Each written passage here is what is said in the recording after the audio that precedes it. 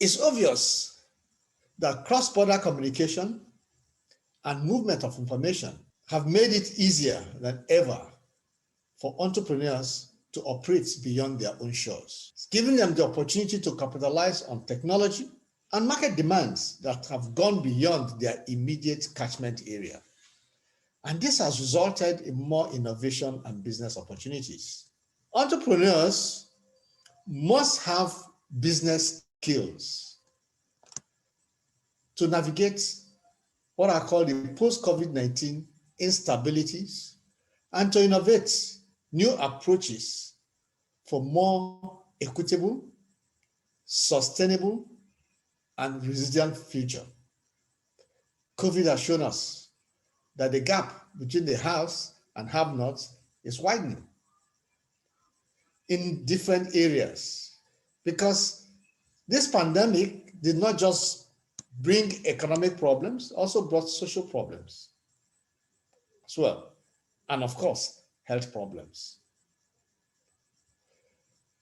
With millions of jobs lost, the ability of entrepreneurs to create new products and services and thus employment while improving social inclusion and other aspects of sustainability is critical to global recovery. At Lagos Business School, we train impact-driven, responsible business leaders who apply ethical business practices in any of the businesses they run. These individuals are taking advantage of purpose-driven entrepreneurship education to help them develop their business ideas and move these ideas into real businesses. This year, we recorded remarkable achievements from our MBA alumni and students. I'm happy to note that, or to inform you, for those who are not aware, that our own alumni, Oluwatobi Ajayi, who is a member of the Modular Executive MBA 6, and also the event's keynote speaker, emerged as the winner of the MBA Entrepreneur of the Year Award at the Association of MBA and BGA Excellence Award 2021, held on Friday, January 29. The AMBA and BGA Excellence Awards bring together leading lights from the global business education community to celebrate excellence and commend achievements among AMBA accredited and Business Graduates Association business schools, MBA students and graduates, suppliers and employers. So it's a global event. It's not just a Nigerian event. So for us to produce a global winner, a global leader, means that we are doing certain things right in the school. And that's not all. Our own Stephanie Obi, an MBA alumni, who is the founder and CEO of Train Quarters, won the Beta Gamma Sigma 2021 Entrepreneurial Achievement Award in April. The Beta Gamma Sigma Entrepreneurial Achievement Award specifically recognizes individuals who develop, organize, and enhance successful new ventures. Recipients of this signature honor have assumed the risk of starting businesses or initiating new ventures and ideas within a larger organization. The intent is to focus on entrepreneurs as people who drive innovation and support for new ideas. And still on the good news, on the 14th of May, out of 245 students in 56 teams from 15 countries that took part in the Global Business School Network Africa Business Concept Challenge, the two teams from Lagos Business School that participated emerged the first and second prize winners after simulating weeks of active participation. The first place winner, the team named Aquatrack,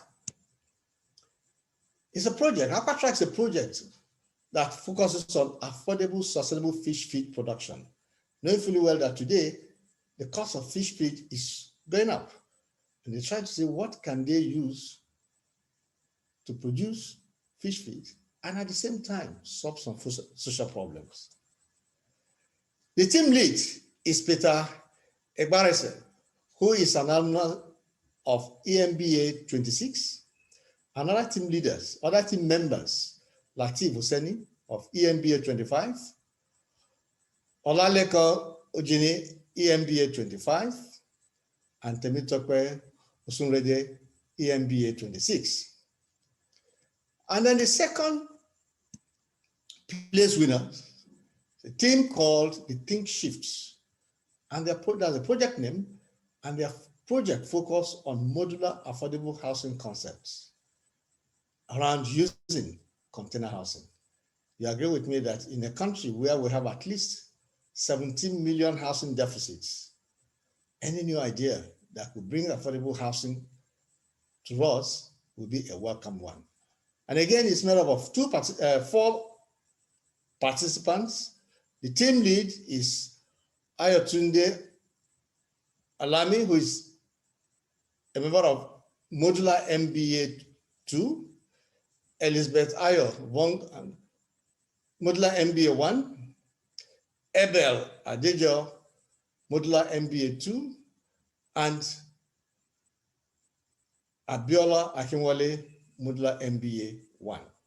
Please join me in congratulating them and giving them a round of applause. I know I cannot hear it, but at least you can hear it when you do that. For us at LBS, these are noteworthy achievements. And it also shows that we are actually developing entrepreneurs. We're not just developing people who can work in big corporate organizations, but we're developing people who, rather than sending their CVs, are actually receiving CVs because they are now employers. I am convinced that the business's future today in this event are sustainable, value-driven, ethical, and designed to transform society and make an incredible impact while being profitable. I sincerely hope that the business conversations that take place between our MBA entrepreneurs and investors at this event will continue well after the event, leading to action for long-term business success and business growth. I encourage all stakeholders to take advantage of the opportunities presented at this event, and I wish the contestants luck in delivering their growth plan pitch. The business of changing Nigeria and the world is in your hands. You are most welcome. Thank you very much. Thank you, Professor Chris Ogbeche, for that amazing welcome address. So now my name is Mosun Demeka. I'm the president of Entrepreneurship Club and the CEO co-founder of Shorty Tech. Now I'll be taking everyone through the program overview and introductions. The next activity will be the keynote speech, which will be handled by Mr. Oluwatobi Ajayi, who is the founder and CEO of Nord Automobiles. And after that, we'll go into the Q&A. Immediately after that, we'll have the panel discussions with the alumni panelists and judges on the topic, the imperative of an entrepreneurial mindset in today's world. The panel speakers will be Mr. Babatunde Akin Moses, who is the CEO and co-founder of Sycamore Nigeria. Then Ms. Tomi Balogun, she is the founder of Vetrac, a holding company for TGIC. Then we have Mr. Chukwuka Mwabara, he's the co-founder of Katsa Technologies and a senior commercial manager of General Electric Power.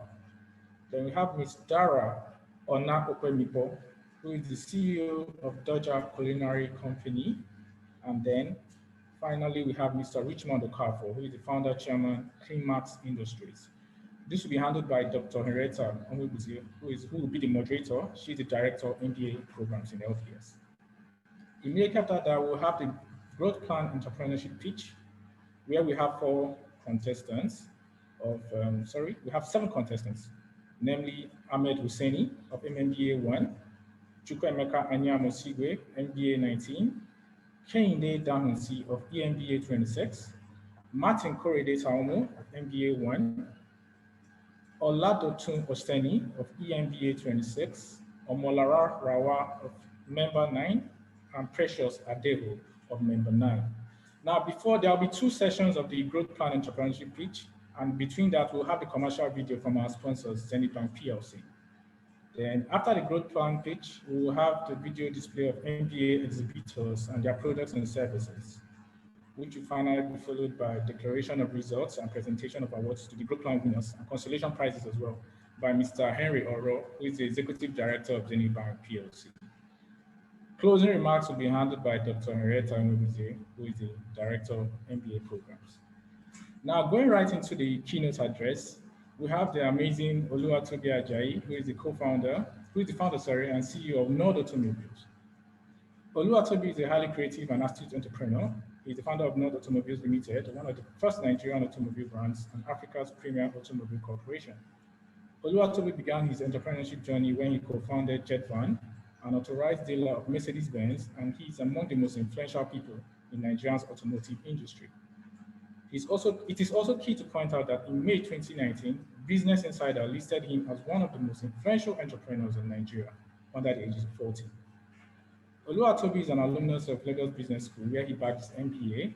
He also holds a certificate from IESE Business School, Spain, after concluding his EMBA module. Ladies and gentlemen, welcome Oluwatobi Ajayi. Thank you very much. Thank you very much.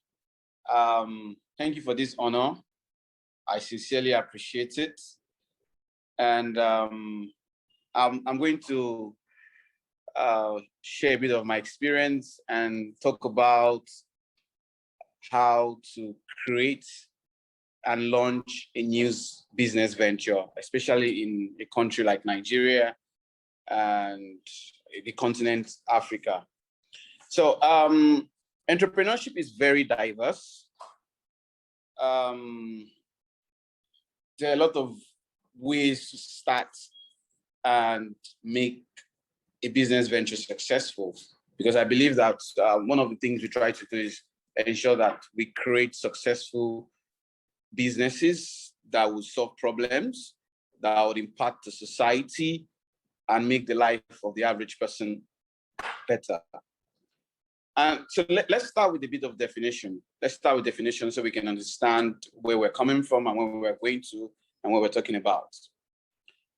A business venture to me is the creation of a commercial enterprise with the expectation to make financial gain. For me, that's what a business venture is. The creation of a commercial enterprise with the expectation to make financial gain. Not necessarily in the beginning. It could be profit. It could be capital gain in future, whatever it is, as long as it is the expectation of making financial gain. While entrepreneurship, I think, is a lot deeper. Entrepreneurship, like Dr. Retta taught us when we were in class, is not just creating a commercial enterprise. It's actually the creation of value, the meeting of needs, the solving of problems in exchange for the same financial gain. Same thing as creating a business venture, but this time around, for an entrepreneur, you have to create value. You have to ensure that you are meeting needs, not just being a middleman or something. It's also fine, that's a businessman trading, but for entrepreneurship, you have to solve some problems. You have to create some values. You have to meet certain needs. You have to look for the problems in your surrounding, your society, in the country, and solve. Look at Nigeria, for example. We have a lot of problems. You look around you and say, okay, what problem can I solve that would also make me financial gain? You do good to the society and you do good to yourself and your investors and others who believe in your company. Now, creating and launching a new business venture is very challenging, but very rewarding. It is. You, as an entrepreneur, as a business person, no matter how brilliant you are, your beginning, you know where you're starting from, and you know what the end goal is. But most times you don't know the journey. The journey is always full of a lot of obstacles, a lot of unplanned events, a lot of things. But you need to be ready to navigate through these things to provide the solution that you've promised your customers, to provide the growth, the commercial growth that you've promised your investors or yourself. Now, entrepreneurs solve problems. We're very important to the society. We solve problems, we make life better, we build countries, we create business ventures and entities that pay the taxes that governments use in maintaining law, order, and developing great countries. We are very important. Entrepreneurs, in my opinion, are one of the most important parts of any society because we create the jobs. We also ensure that we create the entities that pay the taxes that governments use in maintaining law and order and creating and building whatever society they want to build. Now, we make the life of our customers, staff, and general public better. We are very, very important. And that's why in a country like Nigeria, where we have very low, very high unemployment rate, we need to create more jobs. We need to create a country, or we need to build a society, a country where there are more incentives to be entrepreneurs than going into politics. Because when you create entrepreneurs, you also create jobs. And there's nothing wrong in having a 9-to-5, but you need to have more entrepreneurs building proper companies, building companies that have structure, not so proprietorship, more or less, which is also good, but building corporate organizations that have the ability to employ a lot of people in their hundreds, in their thousands. Now, like I said earlier, I'm going to share a bit of my experience and try and relate it to, as much as I can, to creating and launching a new business venture. So I started my career at Mercedes-Benz. I actually served there, and at I think 22, 23, I got retained. And after I got retained, I did very well. In fact, my nickname at that time was Onishe. Onishe means, in Yoruba, means someone that likes to work. You like to work hard. I didn't really see it as anything to work. I was very dedicated to the job. And I think the management and the team saw me at Mercedes-Benz Nigeria then, and I was promoted. I became the head of a division. I became the head of the van division in Nigeria. At 24, I was the youngest in Africa and Middle East. I was the youngest head of division in the whole of MENA for Mercedes-Benz. And within a couple of, because I wanted to prove to those that have saddled me with this responsibility that even though I was young, even though I was just 24 years old, which was maybe 15 years younger than anybody that should have been in that position, I wanted to prove to them that I wasn't a fluke and I was going to do the right thing. We increased market share of the Mercedes-Benz vans from zero, we're not really selling much, from 0 to 7% within 2 years. And after that time, I saw the need to consolidate on that success because we took a couple of markets from another brand. And I felt, okay, we needed to consolidate because this brand is waking up now, the new brand is waking up and they're going to come and fight us. So I said, okay, we needed to do something. The solution then was to create a dealership because we didn't have dedicated dealers. So we're supposed to create dealerships that would support the Mercedes-Benz brand in Nigeria for vans. And initially I went around looking for dealers. At the time, somebody advised me to actually do it on my own. That, okay, why don't you, if you think this is a very good venture, why don't you start it on your own? And at that time I was really young, I was 25, but I felt I didn't have what it took to start that. At that time, we needed €1 million bank guarantee. Euro was 220 at that time. So basically, I needed about 300 million with Euro being 220 at that time. Eventually, I started speaking to a couple of people. At the end of the day, I met somebody who was willing to invest. We invested. I resigned my position as the head of vans for Nigeria at Mercedes-Benz. And I moved and I started an authorized dealership of Mercedes-Benz at 26. A lot of people felt that was the wrong decision. A lot of people felt that maybe because I did not I was too young. Maybe if I had spent like 10, 15 years fighting and trying to be head of a division, I wouldn't have just resigned. But I knew what I wanted to do. I wanted to be impactful. I've always wanted to be impactful. I've always wanted to solve problems. I've always wanted to see the society and knowing that I am part of the reason why the society is better, why people can buy things at a better price, why people can buy what they want, maybe by spreading payment, solving one problem or the other. Now, even if I did not do it before I found myself in the auto industry, I wanted to be a farmer because I feel that one of the biggest problems in Nigeria for more than 20 years now has been food. I think about 80% of Nigerians spend 90% of their income on food. So I've always wanted to be in the agri space, which I am now anyway, along with automobiles, to provide food for people, to be able to, create more opportunity for people to buy food at a better price and also make it more available. Now, but as at 2012, 2013, when I couldn't do this, I was in the auto space. So I said, you know what, I need to be able to create more opportunities for people to buy vehicles and at a better price and with more after sales, because after sales was an issue at that time. Then I became a dealer of Mercedes-Benz, Sprinter. We're doing a lot of things. We sold more than 200 vehicles within 2 years. And next thing, the recession came, recession in Nigeria. The Naira lost so much value. All of a sudden, a vehicle that I was selling for 11 million Naira, all of a sudden became 30 million Naira. A lot of my customers are also my friend. I try to network, which I'll talk about as I go along.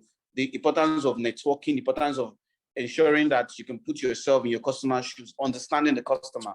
So immediately I understood that my customers were not going to buy my vehicles again because the prices have doubled, even tripled in some cases. And I've been fortunate to visit almost all the Mercedes-Benz factories in Germany and in other parts of the world. And I knew that, okay, you know what, we can do this. There is no reason why they're creating and assembling vehicles in other parts of the world and we can't do it here. And I thought, okay, you know what, then we have to start this thing. I went to China, I went to Thailand, went to Germany, got OEMs, they call them original equipment manufacturers, got them together and said, okay, we want to start assembling these things in Nigeria. At that time, I was not in Lagos Business School. I knew that I needed a bit of knowledge. I applied to come to Lagos Business School because at that time I was a bit young, maybe 27, 28. I knew I needed real knowledge. I needed to understand, even though, yes, I believe that I'm smart, but I need to know that what I'm doing has some scientific backing. I'm really sure about what I was doing. So I came to Lagos Business School, started learning a lot about business and entrepreneurship, met Dr. Ereta. Then after that, the OEMs came. I started little by little, started doing some tests in China and in Europe, doing the tests, ensuring that our vehicles are safe enough to be sold in Europe and anywhere else in the world, including Africa. We're doing that. And at the point, I had to resign my position at JetVan because I wanted to focus on Nord fully. I wanted my investors to come with me, but they didn't come with me. So I went alone because I thought I had some money. And within months, I realized that I was in a very capital-intensive space. My personal capital, because I owned the company 100% at that time, was I was burning money. But I was doing what I needed to do, which was ensuring that these vehicles were good enough to be sold anywhere in the world. And the after-sales network was there. At the point I was giving up, the company was going to die more or less due to lack of cash flow, due to lack of cash. And some people from my class in my MBA, member 6, were able to introduce me to some investors from the UK, and they pumped in, because they've seen what we've done. They see that we have a lot of intellectual property. They've seen that we've made a couple of sales. We have a lot of certifications. We have we're a licensed manufacturer of motor vehicles in Nigeria. We also have safety certificates from Euro NCAP in Europe, which means our vehicles can be sold in Europe. So they saw a bit of the value, which I was going to talk about, a bit of the work that the founder, which is me, we've done. And they came in, and of course, the company is growing. and the company, which you can all see, that fund was needed to push us to the next level, which is where we are now. So having said all this, how did we get here? The first thing was the idea. Everything starts with the idea. Every great thing we see today starts from an idea. And in this age and time, it is important that the idea solves a problem, it meets a need, and it can be monetized. So what was the idea then? The idea was, okay, Nigerians buy too much used vehicles. Nigerians buy vehicles or do not buy as much vehicles as they can because the brand new vehicles that come to them are too expensive. So the idea was to create a brand, to create vehicles that will solve these problems. Vehicles that are durable, that are reliable, that are trusted at very, very good prices. A price that you would know that you're getting the best value for that money. And also a very wide after-sales network. Currently, we have one of the widest after-sales network in Nigeria for any auto brand. Now, that was the idea. I had the idea and I started putting all these things in place, ensuring that we work towards the idea, getting the OEMs to work with us and the rest. Then the next thing is ensuring that there is a market for your idea. Ensuring that there is a market for that idea.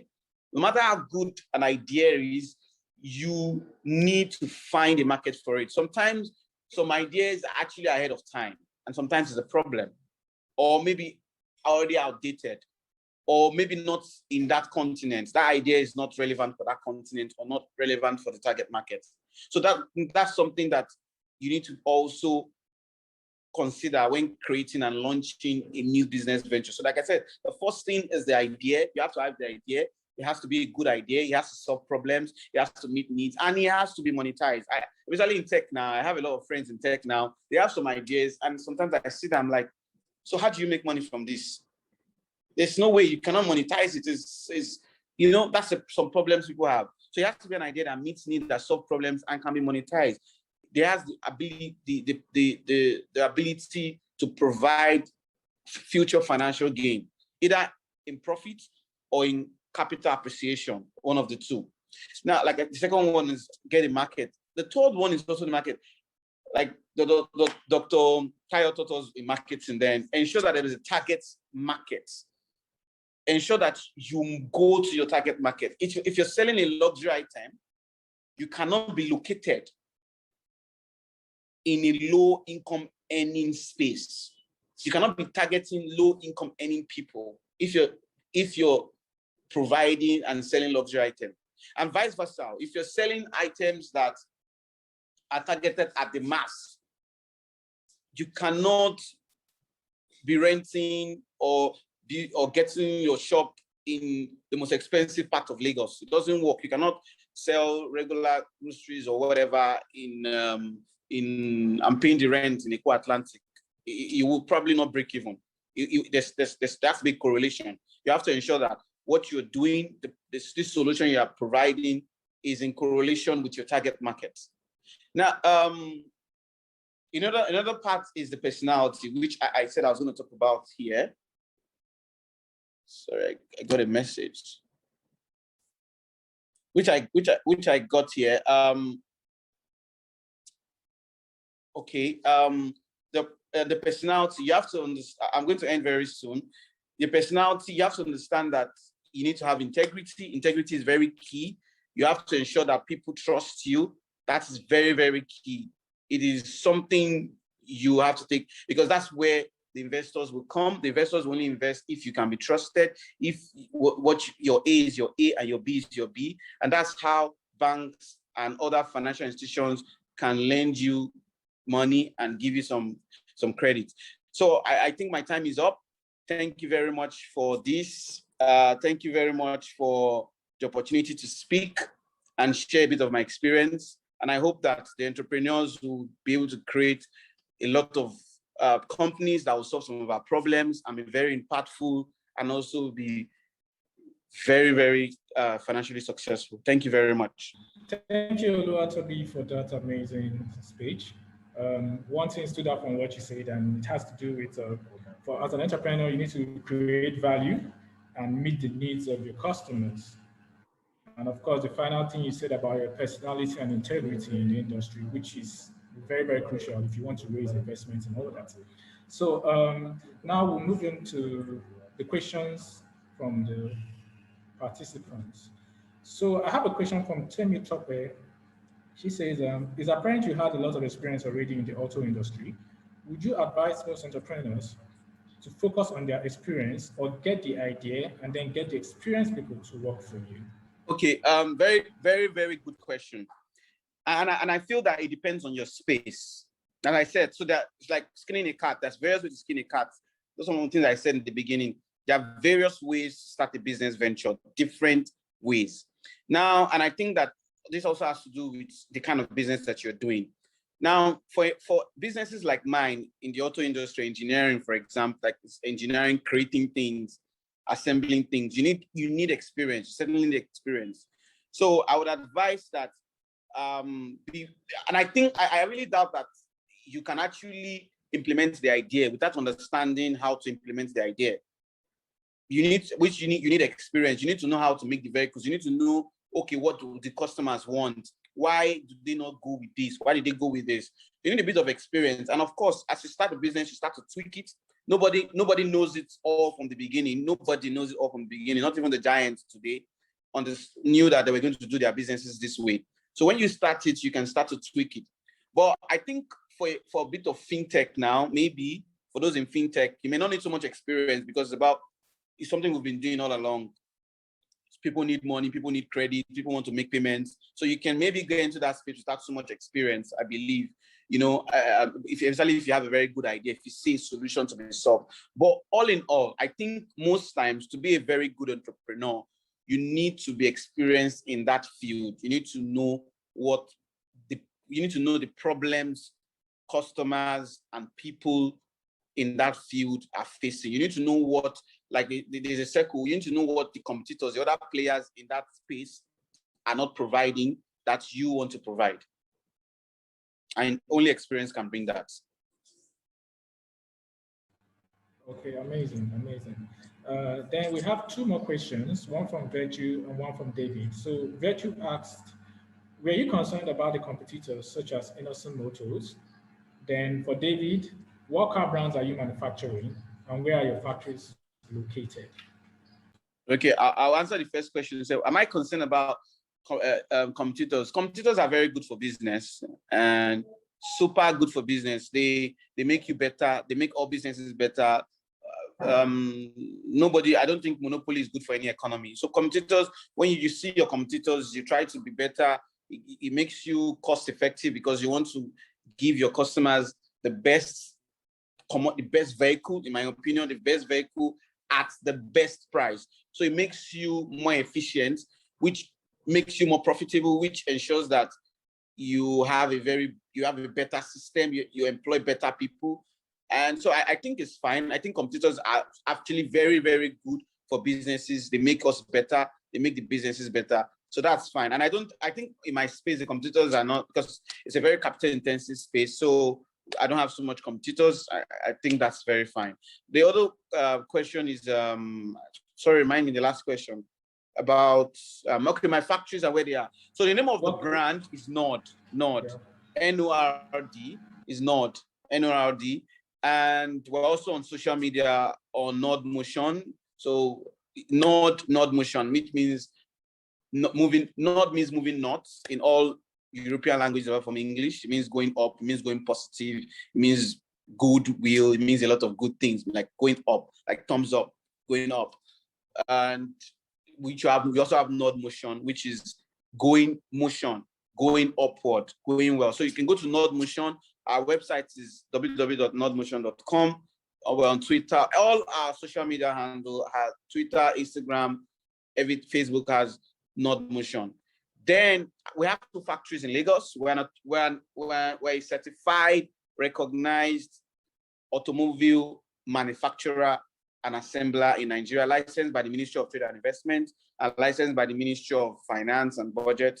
And our factories are in Ekpe and Shangotedo. We have 2 factories, one in Shangotedo, one in Ekpe.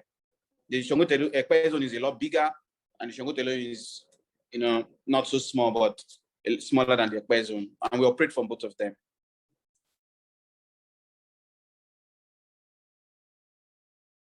Okay, so I have a few more questions.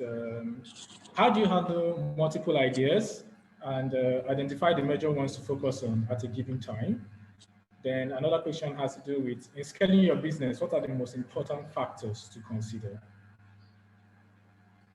Okay, how do you handle multiple ideas? And I always tell people something. This is not something most people like to hear, but I always say that to be an entrepreneur, you have to be a very smart person. I think entrepreneurs are people who ordinarily do excellently well in 9 to 5. Entrepreneurship is not something you do because you cannot do 9 to 5 well. You have to be very smart.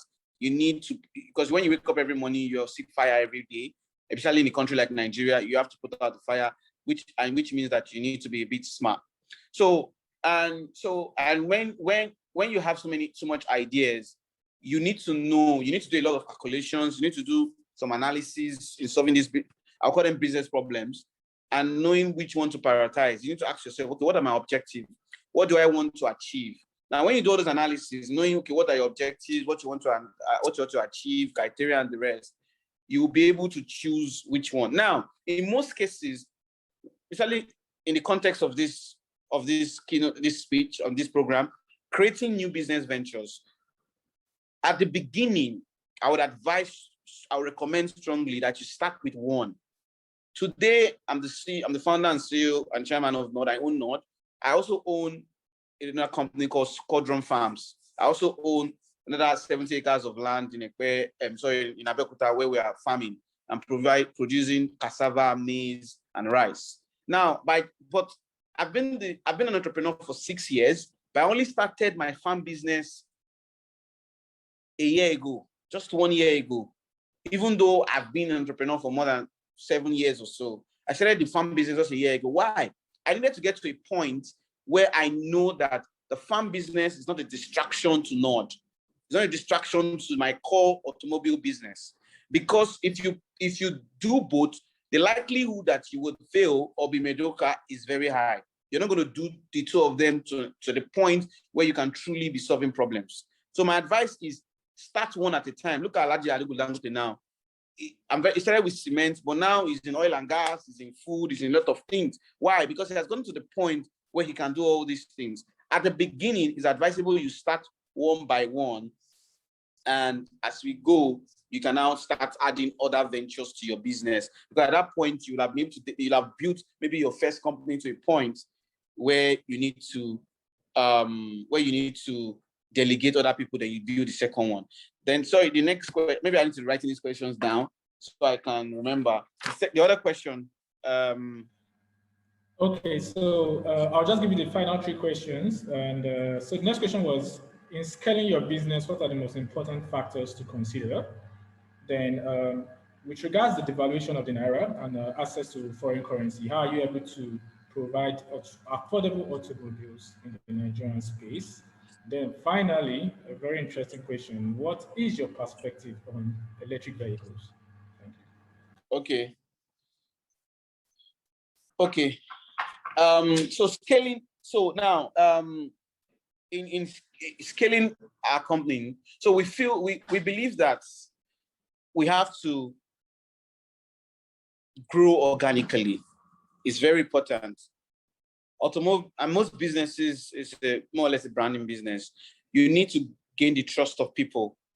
And luckily for us, we're a young team, so we're very patient.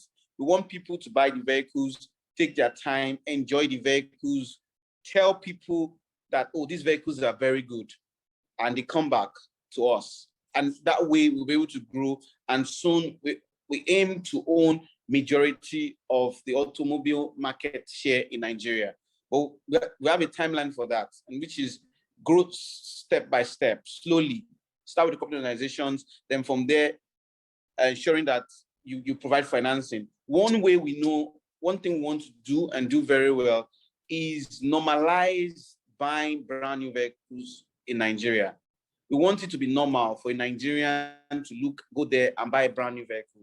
So what we're doing is providing very affordable vehicles for Nigerians, and very soon, almost everybody would be able to buy these vehicles through financing. Vehicles are most times the second most expensive thing an average person will buy after a house. So really, it doesn't make so much sense that people have to cough out 100% of the money to buy a vehicle. So we're working on a payment plan that every Nigerian, every hardworking Nigerian, and Nigerian with integrity can walk up to us with, with a financial plan and pick their vehicle and pay over time. The next thing is the devaluation.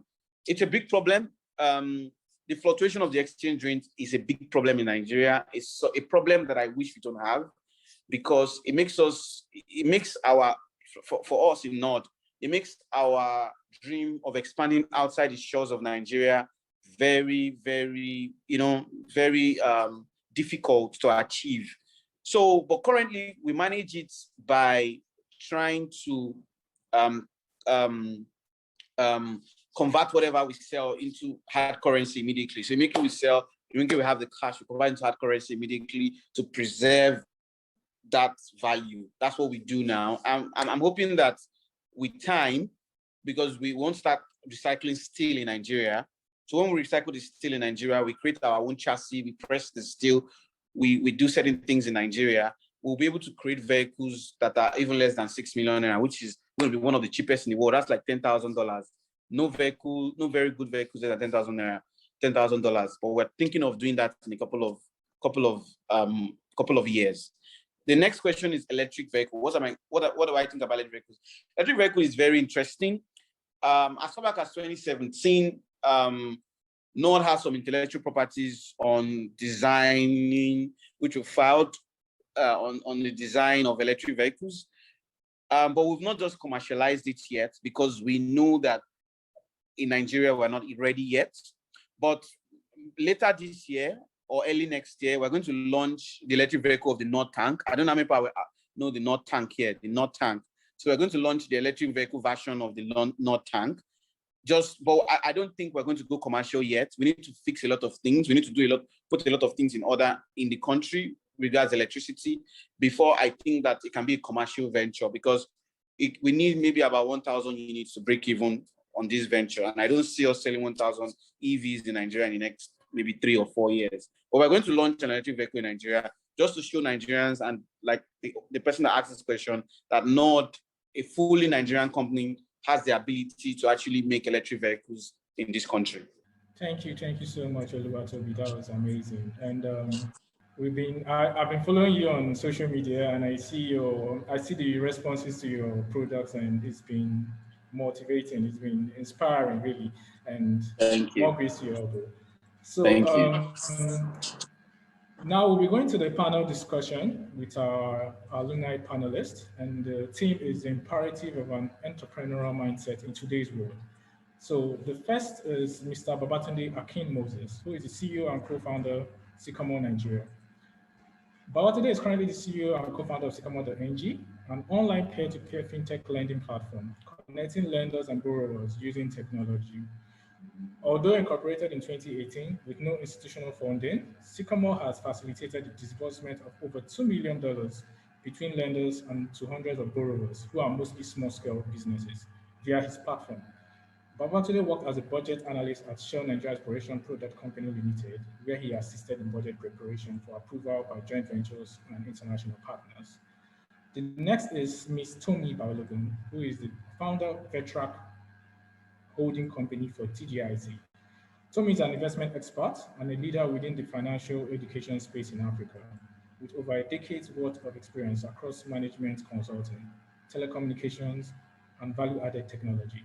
She contributes her technical expertise and extensive experience to creating fintech products and helping SMEs raise funding in Africa. She is the founder and current CEO of Vetrac, a financial education and technology company that provides financial education to millennials in Africa through the Green Investment Club, which is Nigeria's biggest investment club. And she connects them to vetted investment opportunities through 12Vest, a fintech platform. Then we have Mr. Chukwu Kamabara. Chukwu is an experienced power industry expert, entrepreneur, and investor.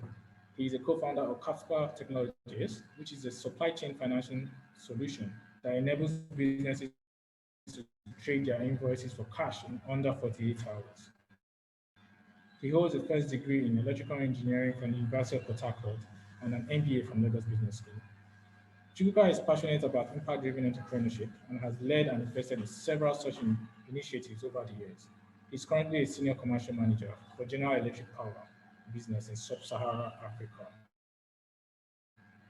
Then we have Ms. Dara, who is the CEO of Doja for SMEs, and she currently runs a catering and food delivery company at Doja Culinary and a gifting company at Luxury Gifts and Crafts. She has an MBA from the LPS and previously worked as a management consultant as a freelancer at KAG Advisory as well as KPMG as a business developer. She has experience consulting in a variety of sectors that include financial services, education, retail, healthcare, chemical supply, real estate, and so on. She has a passion for social causes and works with multiple NGOs that includes girl child education, youth empowerment, and poverty alleviation. Then we have Mr. Richmond Okafor, who is the founder and chairman of Climax Industries. Richmond Ezenwa holds the second class upper honors in B Engineering, Electrical Electronics Engineering from the University of Benin, Nigeria, as well as a master's in Business Administration from Lagos Business School. He has done some trainings and certification in finance for non-finance managers, advanced engineering systems, DATAC control, Dublin, Ireland, Wave Wireless partner training, Wave Wireless, Sarasota, Florida, and supply and stores management is currently a doctorate candidate at Monash University, Switzerland. He's also the founder and CEO of Climax Facilities Management and Push Logic Limited, which provides facility management services with a focus on e-branches of banks, and he has conducted a business plan on strategy to develop business models as well. He provides IT help desk support services and software development outsourcing services in partnership with Newsoft Technologies Incorporated, India.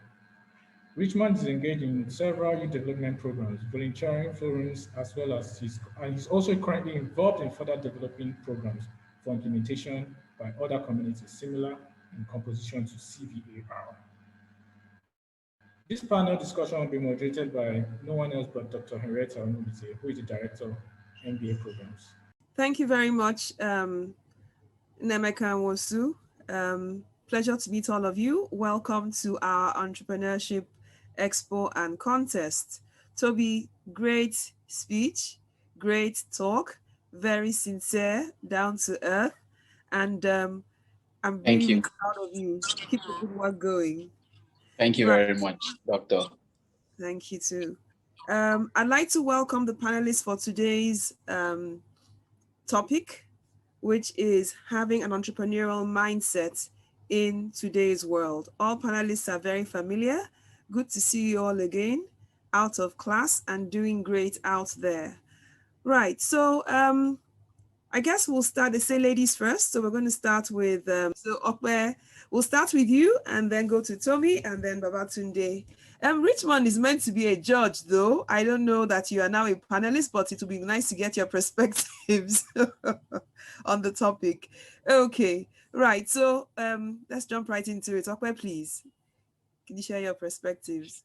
Okay, so having an entrepreneurial mindset in today's world, I think we can all agree that an entrepreneurship mindset we could qualify that as a life skill. We could put it right up there with being a survival skill. It is a life skill, it is a survival skill, especially in Nigeria today. I think a lot of us, even when we know it and when we don't know it, even working a 9 to 5, even as full-time parents at home, we make a lot of entrepreneurial decisions all the time. You know, you have to find gaps, you have to find problems, identify them, establish a criteria where you feel, okay, so this is the best course of option, and then find solutions in the midst of all of the data, all the news, all the insecurity, all the macro factors around us. So I think, yeah, entrepreneurship mindset is a major skill, and it's something we grow and develop with time. It's something we grow from experience, and it's not limited to just SMEs and businesses. It cuts across all industry, cuts across all roles that we play in our lives. Yeah. Thank you very much, Akwe. Great points. Okay, so I think, okay, Tommy, please. Would like to hear from you. All right. So same question. Can you hear Yes, me? I'm talking about the same topic. All right. So what does it mean to be entrepreneurial in today's world? I think it starts with solving problems, right? So it's recognizing that there's a lot of problems, and then what's the approach to solving this problem? Now, the approach has really changed in today's world. The same approach that was used to solve a problem 10, 20 years ago is definitely not the same approach you used to solve the same problem today. And that's because technology has advanced significantly. Knowledge has also increased significantly, and so many things have changed. So the way to solve a problem, the approach you take to solve that problem also has to be different. So when we talk about being entrepreneurial, it's also understanding the times we're in and how you can solve a problem more efficiently and more significantly. And that's what innovation really is. Innovation is doing the same old things in a new way, really, because what we're doing is trying to solve the same old problems. They are human problems, right? When we come to Africa and maybe Nigeria, probably the same old problems our parents have been dealing with, but we cannot solve them the same way somebody else would have proposed solving them a decade or 20 years ago. We have to think innovatively about how to solve them. So for me, that's how I would define being entrepreneurial. Is it very required in today's world? Absolutely. Even if you work 9 to 5, you do need to have an entrepreneurial mindset, which is basically your approach to solving things. It could be intrapreneurial, it could be entrepreneurial, but definitely everyone needs a mindset in terms of how they solve problems and how they bring solutions to the marketplace. Great. Would you like to share with us how you've used your business in the same to solve problems, and whether it has resulted in below market returns or above market returns, and whether it has affected your sustainability? Yeah, so absolutely. So for me, we saw a gap, right? We saw a gap with people I call the millennials or Gen Zs in how they manage money, in how they invest money, and basically how they earn money. So it was a gap we saw because we saw that for a lot of young people like us, excuse me, we didn't know how to do better, excuse me, with money. So for me, it was a personal problem. I wanted to figure out how to invest, basically how to put my money to work. And this was right after the MBA at LBS, because, you know, after the 2 years of reading case studies, you just have to get better with your finances. You know, so I started to figure out how to do this. But at that time, we didn't have access to information. We didn't have access to a lot of things. It's a lot better now because tech has come to solve a lot of problems. But then we didn't have all of those things. Right. So for me, it was working into banks, finding out how to invest in money market, how to invest in stock market, and basically blogging about it and democratizing it. How did I bring innovation? I saw that for this age group, we like communities, right? We like to discuss things with people. We want to share with our friends. We like to talk about money with our friends and just have that community thing. So we've started a community-based investment club. So within that community, we educate people, get them accountable, because when you see other people achieving goals, you are more motivated to achieve the same goal. Like, oh, this is possible. When you see somebody else that has done something similar to you or in the same industry or same age bracket, you are able to do it as well. So we started the community-based investment club. And then after that, we saw that there was an opportunity to connect people to investment opportunities. So we went up to the investment houses and we said, you know, you offered these services to the HNIs, people that have maybe 100 million or more. But people at this stage of our lives, we don't have that amount of money. But if we come together as a group, we can aggregate that amount of money and also take advantage of the same opportunities you share with the HNIs. And we're very open to it. So they would have an opportunity and they would reach out to us and say, look, we have this opportunity and very good return, very good rate, but the minimum is 10 million. Can your people come together and aggregate? So for that, in that way, we're able to get young people who would not have had access to get access to these kind of opportunities. And then we started to do that. And then we saw that tech could enable our business even further, right? So I went into fintech, building a digital platform to see how we can even make it a lot more efficient and a lot better. So for us, it was solving a problem, which is getting people access to information and democratizing investment opportunities, because we do need a lot more local people, Nigerians, investing in Nigeria. We find that a lot of international investors coming to invest in Nigeria than Nigerians themselves. And that's because for a lot of times, there's no access to information for young people. I mean, for the people that are probably a lot better in terms of wealth status, they probably find these opportunities or they get, reached out to. So we saw that problem and we bridged the gap. So for us, we aggregate funds and we take advantage of opportunities that will probably not have been available to young people. So we've done that across stock market, money market, real estate, across multiple asset classes. And it's been amazing to not only see the impact of our work. So we see people that have built investment portfolios, and we also see small businesses that have been impacted by the funds we raised for them. Awesome.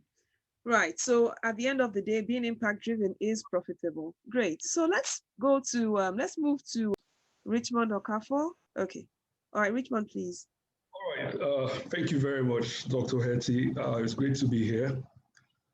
Why is entrepreneurial thinking so critical now?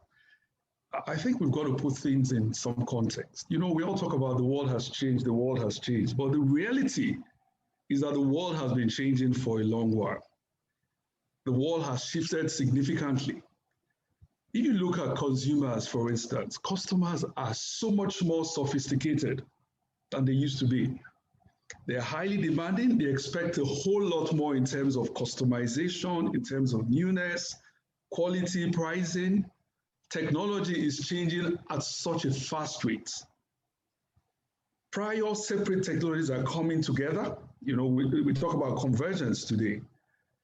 Products are increasingly very difficult to differentiate from each other. Systemic risk is growing on a global scale. And then also very critical, social and environmental constraints on corporate action is truly emerging. So in reality, innovation is more or less a survival imperative.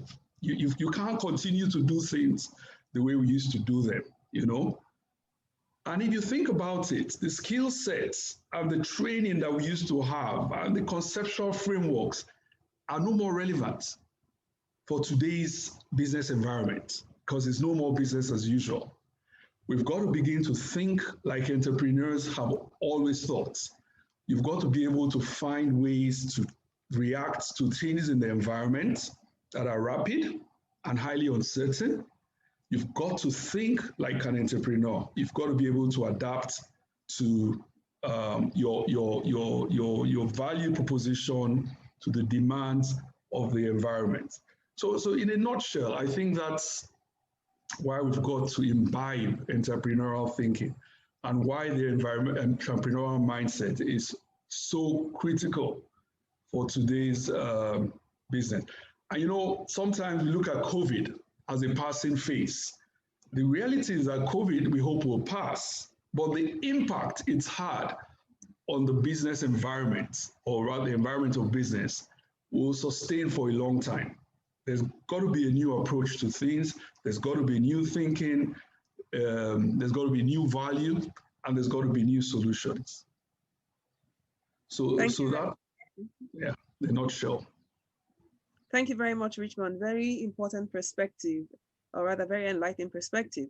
Just ask Okwe to speak about her business, okay, and how she's been able to use this. I mean, how, just so that we have very practical understanding of how an entrepreneurial mindset, actually helps survival, whether, well, of course, in this case, in business or in entrepreneurship, okay? But I think it helps when we can tie these concepts that we talk about, which are true, to practical examples. So if you can just share with us how being entrepreneurial and or impact driven has helped your business. Okay. So when I started Dodger Culinary Company, it was right after my MBA, and for me it was a big move because right after your MBA, typically because it was a full-time MBA, having been out of work for maybe like 2 years, typically you want to get something very stable. But the reason why I did my MBA in the first place was because of this business. I had this idea in my mind for a long time. I've been playing around with it. I grew up around my mom. My mom was a caterer. So I had a good working idea of the industry and the gaps in it. The major gap I saw was that there were two types of caterers at the time. There was either the really high-end caterers and then the really low end caterers. There was really nobody in the middle for the middle class that wants something well put together, well packaged, but still at the right price point. So I went into that straight away, and yes, at the gap, I was right with identifying that gap. There was definitely a gap in that market, and right away, again with my network, you find that one of the best ways to finding value is looking around you, looking at the people around you, looking at the people in your network, your contact list. So those were my goals. Till now, a lot of my clients are friends or friends of friends. So that was a very big way to go in. And then with starting a business, your business pivots, it changes, it grows more than you even expect it to be. So in terms of social impact, we found a lot of gaps along the way. For example, with staffing is very turbulent in the food industry, because in the food industry, there's a high turnover rate. A lot of people that take on food-related jobs are usually transitioning.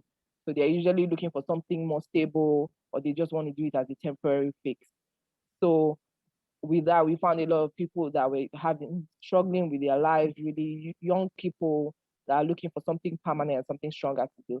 So in a way, it was helpful because a lot of them found that learning about food, learning skills, a lot of them didn't even have any skills. They maybe didn't finish school. So through working with us, a lot of them were connected to better jobs. A lot of them, I have about 3 staff that opened their own food companies. One of them supplies cakes. She just dropped off one today at my house.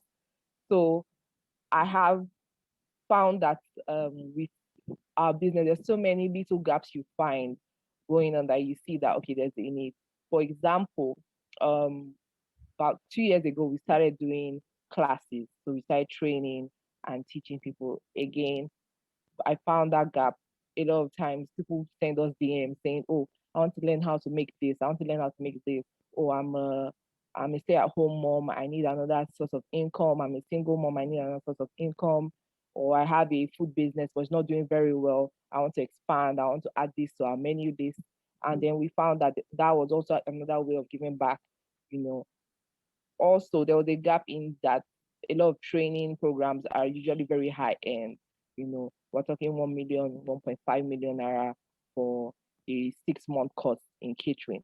So there are not many options for people that want to start small, for SMEs, and people that just want to learn. So we also had that gap that we're able to fill. So there's so many things that you, as a business, as you grow, you find so many gaps. Nigeria has a plethora of opportunities in terms of problems and everything. You just see so many gaps that you can fill, and that your business is in the right position to fill. So yeah. Absolutely. So you've said many, very important things, but let me quickly ask you before I comment on what you said. So how much do people pay to come to learn from your culinary school? 35,000. That's amazingly cheap. Wow. But I'm sure that also means that you have a lot of numbers, and therefore when you put the numbers together, it's a lot of money, but at the same time, a lot of lives impacted. Amazing. And then just to speak to what you said, I was listening to somebody the other day who said, planning is the death kiss to entrepreneurs. That's why you overplan, and that's one thing I try to help my students to avoid, because many times we think once you have an idea, jump straight to a business plan. No, you do your feasibility study, and you can start with that during the feasibility study and grow gradually, because you are learning the market and you're discovering opportunities that you would not have seen if you had jumped straight into writing a business plan, and on top of that, plan for 5 years immediately when you don't even understand the market. Okay, so it's always better to start small, do your feasibility, grow gradually, okay? And then when you're stabilized to a certain point, now begin to say, how do I plan to scale? Okay, because business plans are best suited for companies that have been on for a while, because then you really understand the market, the supply chain, and who the customers really are, what they want, and you're discovering other gaps that may be more lucrative than your initial idea. Great. Babatunde, are you with us now? Are you sorted? I believe so. Awesome. So let's hear from you what entrepreneurial mindset is. All right. Okay. All right. So, thank you. I think speakers have done a fantastic job. And I like that word mindset because I think when people hear entrepreneur, we're all thinking of business, right? But I like the fact that mindset is there because it's really a mindset and a lifestyle, and it applies to several things. So either you're an employee, you are working in government, or even in your family life, right? All these things cut across. And I mean, in different ways, just a few characteristics of that mindset. The idea should be there. An idea could be anywhere you are, either the business manager, or even if you're in government, you need an idea. And you also need to execute that idea. Just like you said, now, you don't want to get caught up in planning, especially if you are a small business. You need to execute. Ideas are a dime and a dozen, but execution, usually makes all the difference. And regardless of where you are, you also have to be thinking about impact. And, that's one of the reasons I really love LBS, because there was a lot of emphasis on, impact. What impact are you making? Because whatever you are doing is more than just you, regardless of where you operate. And also, one very important thing about having an entrepreneurial mindset is also your role as a leader of people. You have to be able to identify, people to assist you in that journey, because you can't do everything alone, regardless of where you are. Being able to groom people to handle some of the things that you do when you start up, because that's really how you scale a business, right? You get people to start handling some things as you grow gradually. So it's very important. And that mindset cuts across, whether you're a business person or you're an employee. It's a mindset that you need to apply because it's an entrepreneurial mindset and it applies broadly. So yeah, those are just a few things I wanted to share. All right. So in other words, entrepreneurial mindset is a mindset of continuous improvement. And so whether you're in business or you are in paid employment, you have to find ways to continuously improve what you do. The second thing that you've said, which I think we should reemphasize, is the fact that there's a difference between an idea and an opportunity. Okay. So the idea is not an opportunity unless people are willing to pay for it. And people are only going to be willing to pay for it if it is relevant to them, if it solves their problems or meets their needs. So it's really, really key. Research has shown that one of the reasons why businesses fail is when they are not relevant or solving a problem. So very quickly, just share with us how your business Sycamore has been able to impact, how you started, what impact you were trying to make, whether you've made it, and whether it is profitable to be impact driven or not. Oh, okay. Yeah. So thank you very much. I mean, our business started right there from LBS. Our first office was a syndicate room, and the co-founders, there were 3 of us. And what the research we did then, we noticed that loans for small businesses were very, very difficult to access. Most of the guys around, were catering towards either very big organizations or people in paid employment, blue chip workers, and there was this big gap. Some people have estimated it at 70 trillion naira, depending on who you ask. Very, very wide gap for small businesses. So we got together. How can we do this? We didn't have the funds, but we did some research. We found the P2P model. So basically, peer-to-peer lending. You get investors on one hand, you get businesses on the other hand, and then you bridge that gap and you bring them together. All we have to do is the risk assessment to make sure that both people are credible, both the person borrowing and both the person, person bringing the funds as well. And the rest, as I say, is history. We started from the syndicate room, we moved to my living room. Now we have an office, and we've been growing gradually. And look, the impact has been fantastic, to say the least. We have so many testimonials, too many to share. One of the first guys that we gave a business loan to, he has been running around town for almost 3 months. And when he came to us, within 24 hours, we were done. And I mean, he couldn't believe it, And so many other, testimonials like that. And the good thing is that we listen to the businesses. We're not just doing vanilla, type of just come, take loan and go. We are listening to them, offering, some sort of advisory as well, because, as business students, we provide insights. So I think it's been incredible, and we still have a long way to go, even if we've made a lot of progress, so far. And it's an ongoing story. Okay, I see that there's some relationship between what 3 of you are doing, and I'm hoping that you would think about partnering to some extent, because those who go to Tommy to invest may also be encouraged to start a business, okay, or to even invest, or Tomi could even provide Sycamore as one of the investment opportunities for her young customers. Okay, and yeah, you know, and then for DIAS trainees could also come to you for loans. So that I see that. I mean, this is what networking is all about, taking place here. All right. So before we round up, let's just round up after Richmond has told us how his business is impacted. Dr. Hetty, yeah. I just want to comment on yes. the real importance of impact in the challenges we have in Nigeria today. And I just want to underscore how critical Dari's skill transfer approach. You know, when we think about impact, we usually think about its immediate impact, but it does have significant cascading impact, especially when you seek to transfer skills. You know, one of the biggest challenges that exacerbates all other issues we have in Nigeria is the extreme poverty situation.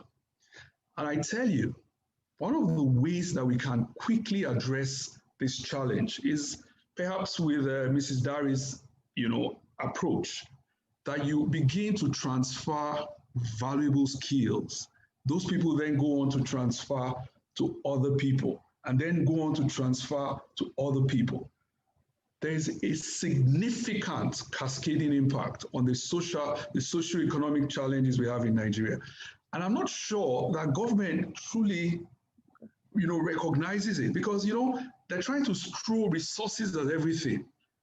And clearly, as it's been shown, throwing resources has not impacted this thing at all.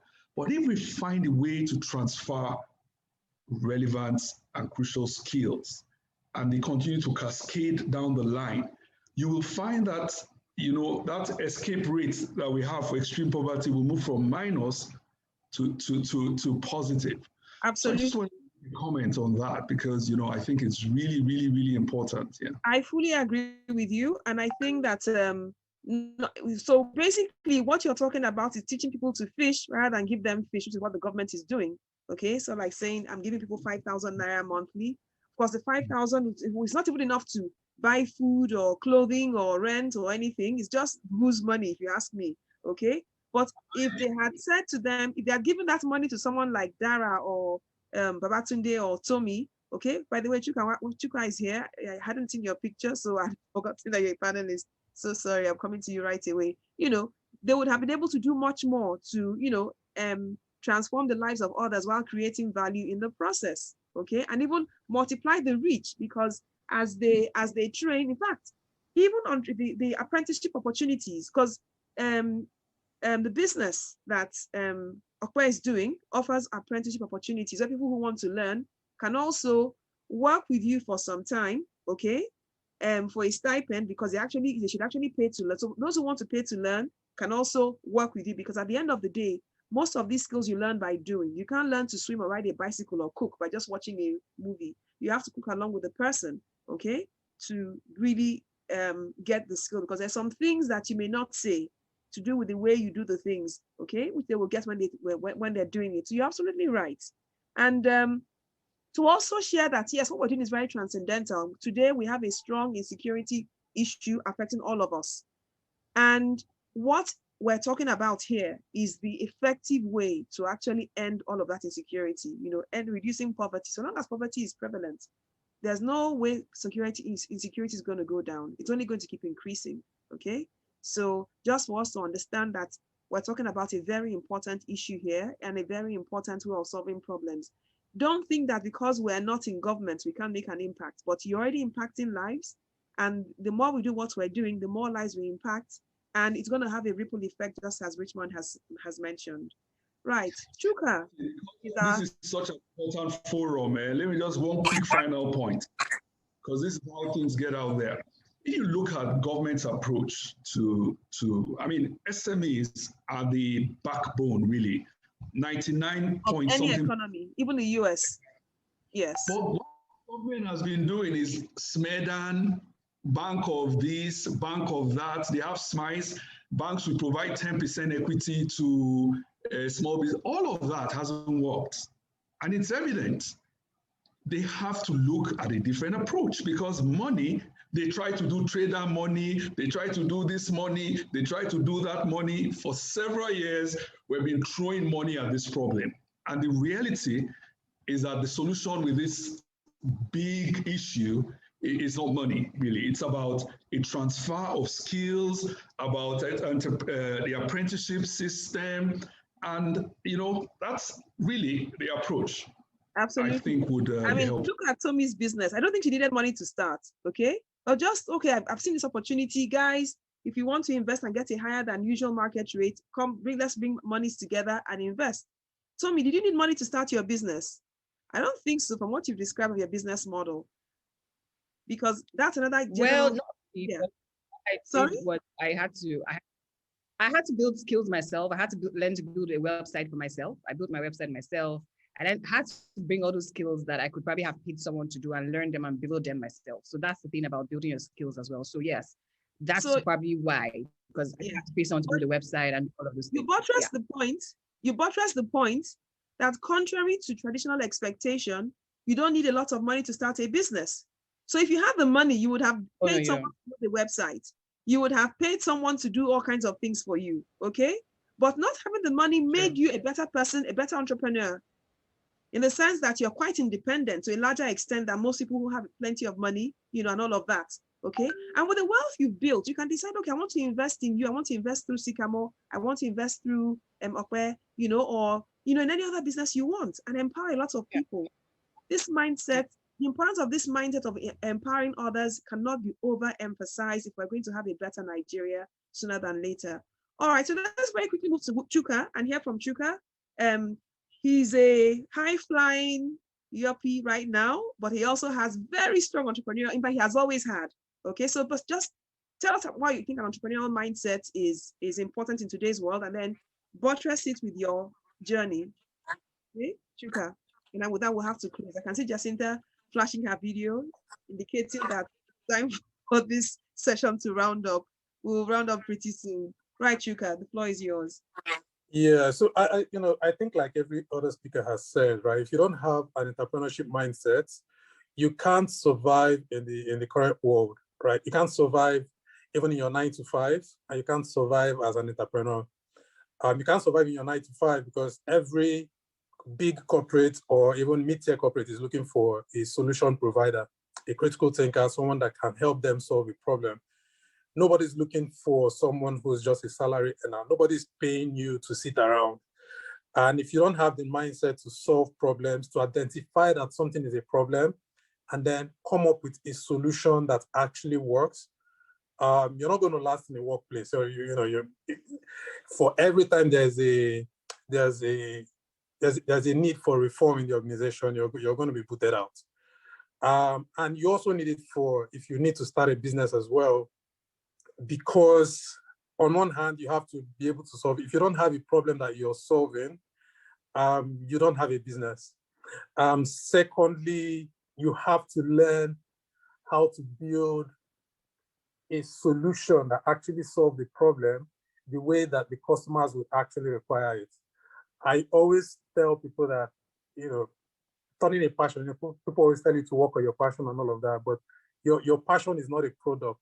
You have to find a way to build something, a product that fits into the market properly so that people can pay for it, or people are willing to pay for it.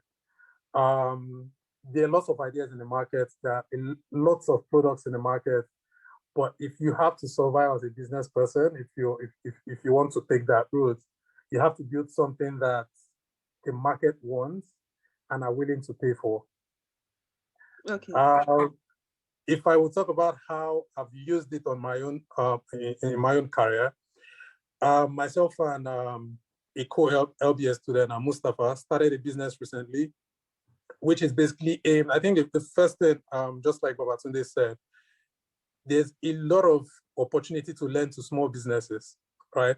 But what we found in the market is that, first of all, they don't have access to these loans. And then secondly, when they even have access to these loans, is at very ridiculous rates. People want to lend to SMEs at between 28 to even as high as 60%. I don't know what Babatunde is doing at the moment, but because they don't have access, they don't have a choice, so they take anything they get. We found out that these people always have a need for this, because even when they provide services to blue chips, they don't get paid early. They get paid after 30, 60, and even in some 90, 120 days.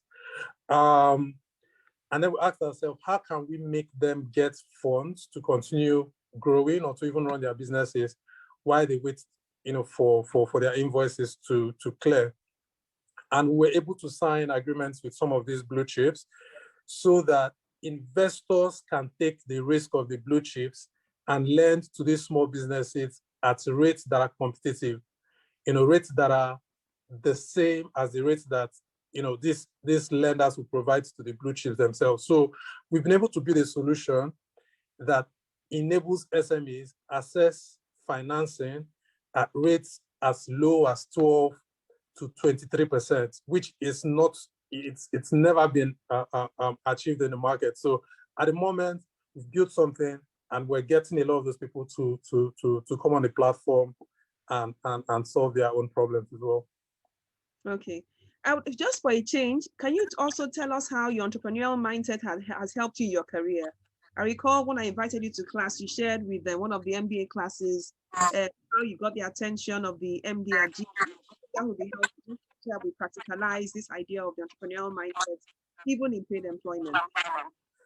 Yeah, I think the quick example that came to mind is, when I joined my firm, everybody talks about office politics. Everybody wants to know the CEO. You want to be first name basis with the CEO so that you get promoted and all of that. But I didn't want to do that. I like being someone of value.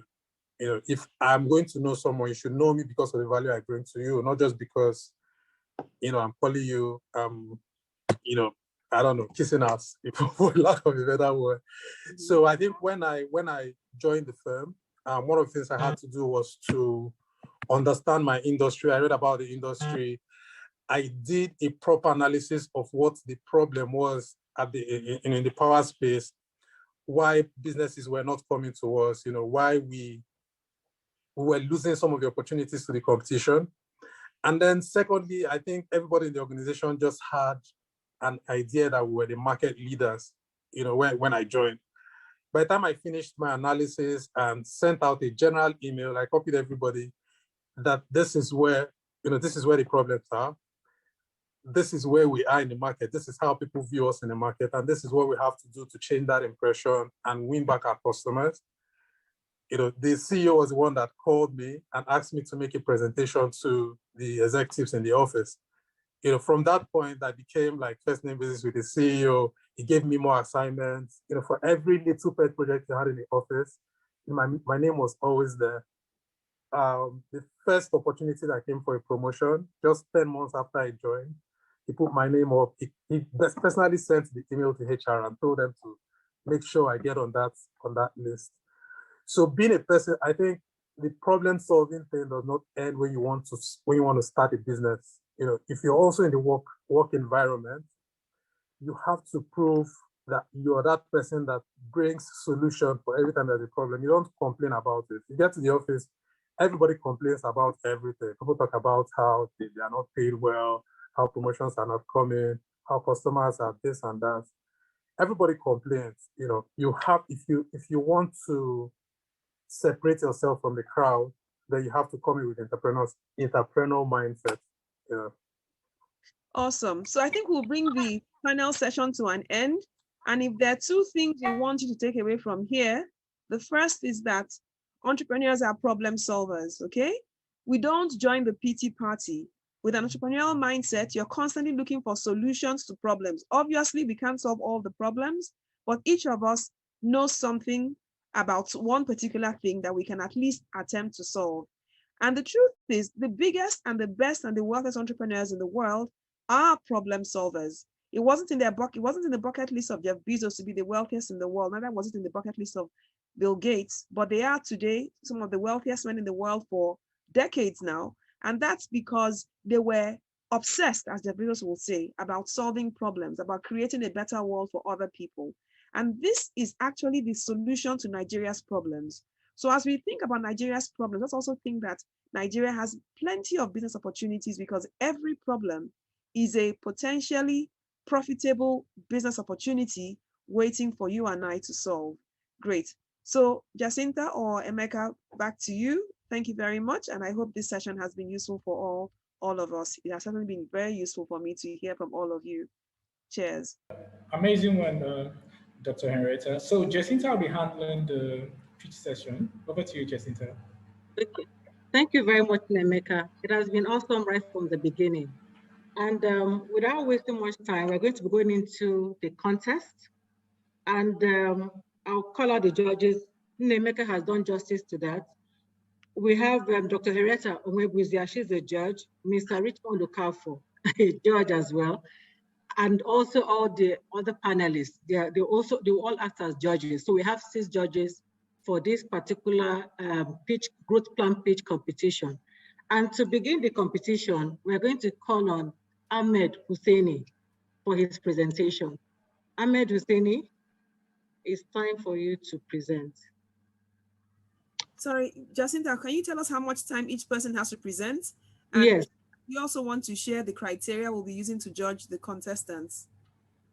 Okay, yeah, for each contestant, they have 5 minutes each to present, and they will be discussing about the problem that they intend to solve, the problem that they are solving, the problem that they are addressing, the quality of solution, the business model they're using, operational efficiency, and also their sustainability plan.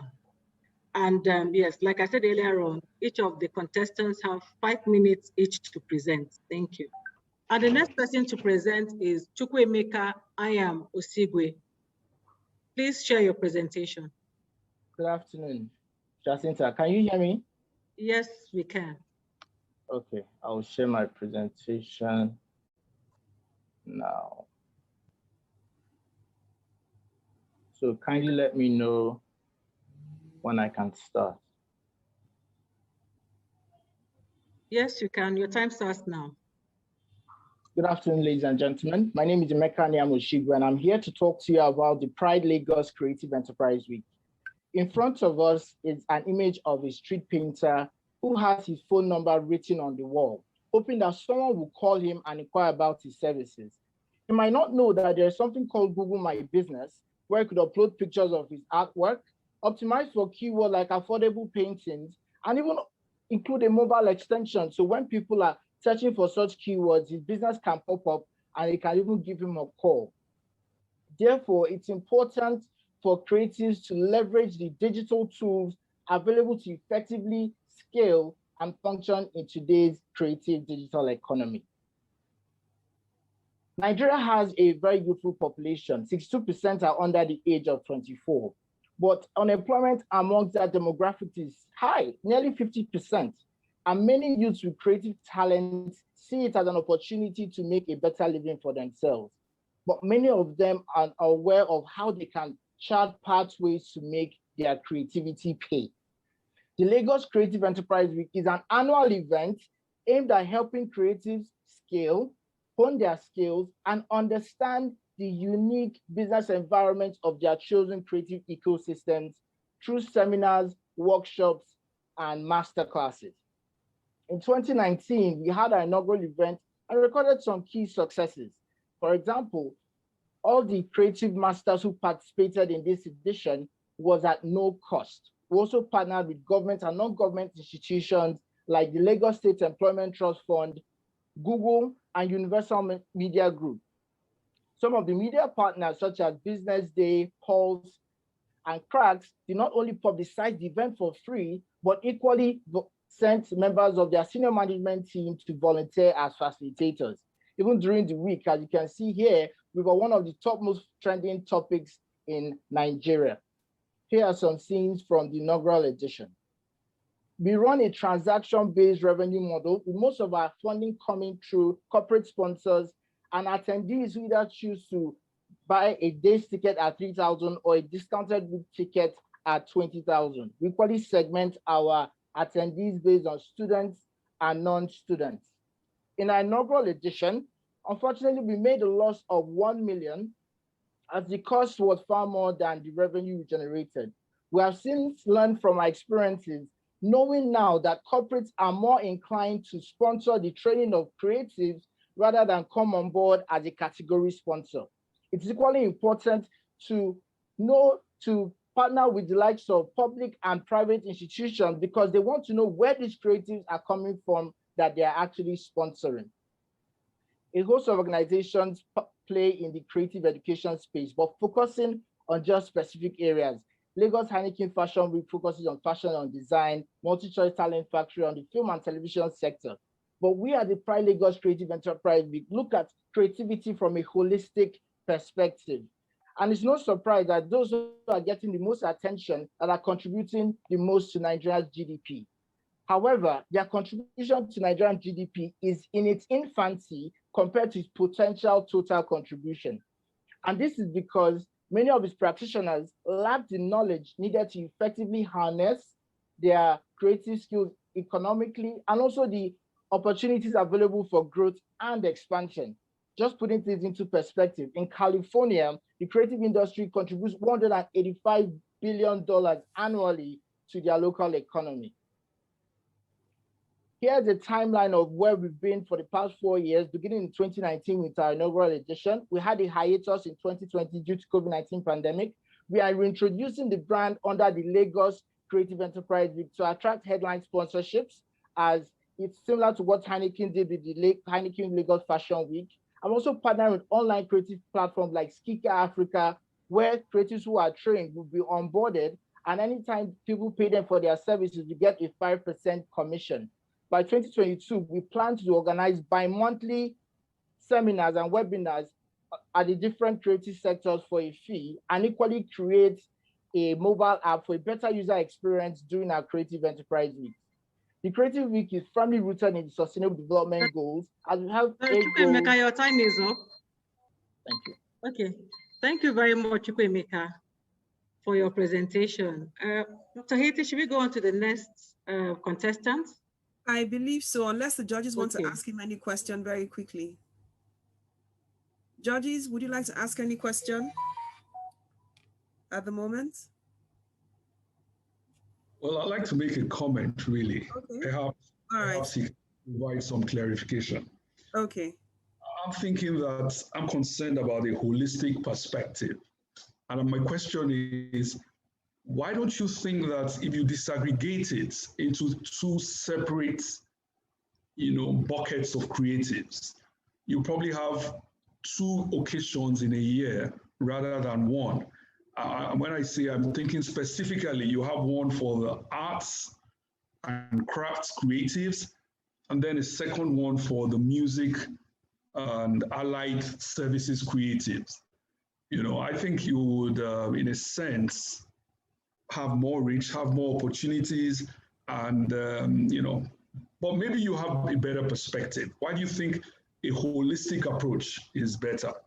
Why do you think Heineken focusing on fashion, Multi-Choice focusing on film industry? Why do you think that? Yes, the question. Thank you for the question. And the reason why we have chosen to look at it from a holistic perspective is also a differentiator. Many people are playing in this space, are focusing on certain areas, but apart from that, people do not have the same creative talent. If you are focusing on art and music, you leave the poets out of the equation. Someone's creative talent may just lie in poetry. So even during the week, we had one of the best poets, we had Torpedo Mascal, and partnered with the Lagos Poetry Club. But if we only focus on particular areas, we will not have been able to have a wider reach of the creative community. So poets who did not really know how to do better delivery, understand the poetic industry and how they can make a living from it, came to that masterclass hosted by the Lagos Poetry Club. So that's why we have chosen a broader perspective. For one, it differentiates us and equally helps those in other realms of creativity know how they can make a living from their specific creative ecosystem and understand the business of that specific creative ecosystem. All right, thank you so much. However, just to leave you with a thought, if you look at the international space and you look at organizers of trade fairs and all of those things, they usually try to break it up into 2 so that they have more than one opportunity. For instance, if you can have one in March for the arts and crafts creatives, have all your seminars, bring in sponsors that specifically are interested in that sector, and then have a second one. There's an international company that comes to Nigeria to organize trade fairs. They do one for raw materials for the manufacturing industry, first quarter, and the third quarter they do for manufacturers of equipment. So it more or less gives you, more opportunity for income, more opportunity, so that you also have specific areas that you're addressing during your conferences. But otherwise, you have a fantastic proposition. Thank you. I think you're addressing a very important need, and kudos to you guys. Okay, so one last point. Thank you, sir. Very good advice. Emeka, I see very clearly the impact you're making, but I'm not seeing your financial model, which is how you're going to make money. Because much as I'm impact driven, I also believe that the only way you can continuously make impact is if you have an efficient business model for making money to pay your staff. I mean, I like the fact that you're partnering with experts, existing experts in the different areas, so that whether you're a dancer, you're a singer, or a poet, or or an actor, you've brought together, your partners can take care of those people. But I don't understand how you're making money. And for me, without that, you cannot be sustainable. You cannot pay your workers, and you cannot continue in this line of business for long, because you also have to earn a living. Can I answer that? In 2 minutes, because we need to go to the next person. So we have, like we said, we have a transaction-based revenue model. So similar to what Social Media Week does, where delegates can either pay on the day or pay for a week. And aside from that, you now have people who can, sponsors that can come and train people, even take on categories. But we now said that by 2022, we want to be doing bi-monthly seminars at a fee. So we get our people who we've partnered with, the different creative masters, who will come and train people in specific areas for a fee. So those are ways in which we want to generate money, apart from during the week itself. So leading up to the week, we'll be having bi-monthly webinars that creative masters will be training people for a fee. So those are how we want to raise money, similar to the model Social Media Week is using, and also those webinars as time progresses. Okay, so let me just suggest that donor-based funding is not sustainable. Okay, so I would suggest that you look at a situation where maybe you have shows. People love to go for shows. Okay, maybe you have a spot at I don't know whether IMAX Film House has theaters where people can perform, or whatever, or National Theater. So just ask yourself, you need to have something that's a bit more than just, come and join this, because there's a lot of poverty in town. Everybody has poor relatives they're supporting. So you might not be the only person that is asking them for donations, okay? But you must have a neater and more efficient way. Like somebody's asking here, Shei Babatunde is asking, how do you get money daily? It is key to sustain your business, okay? I think that's something you should think about. Great, thank you so much. Your suggestion is very welcome, thank you. Okay. All right, so Jacinta, can we have the next contestant, please? Okay, thank you very much. We're going to call on Kehinde Danhussein to give her presentation while Ahmed goes next. I think he'll be boarding his flight very soon. So Kehinde, please go ahead with your presentation. All right. Good morning, everyone. My name is Kehinde Danhussein, and I'll be speaking for KKD Delectable's Fish Processing Ventures. At KKD Delectable, we offer hygienic, tasty, nutritious fish solution. We have been to the market and we understand what the market wants.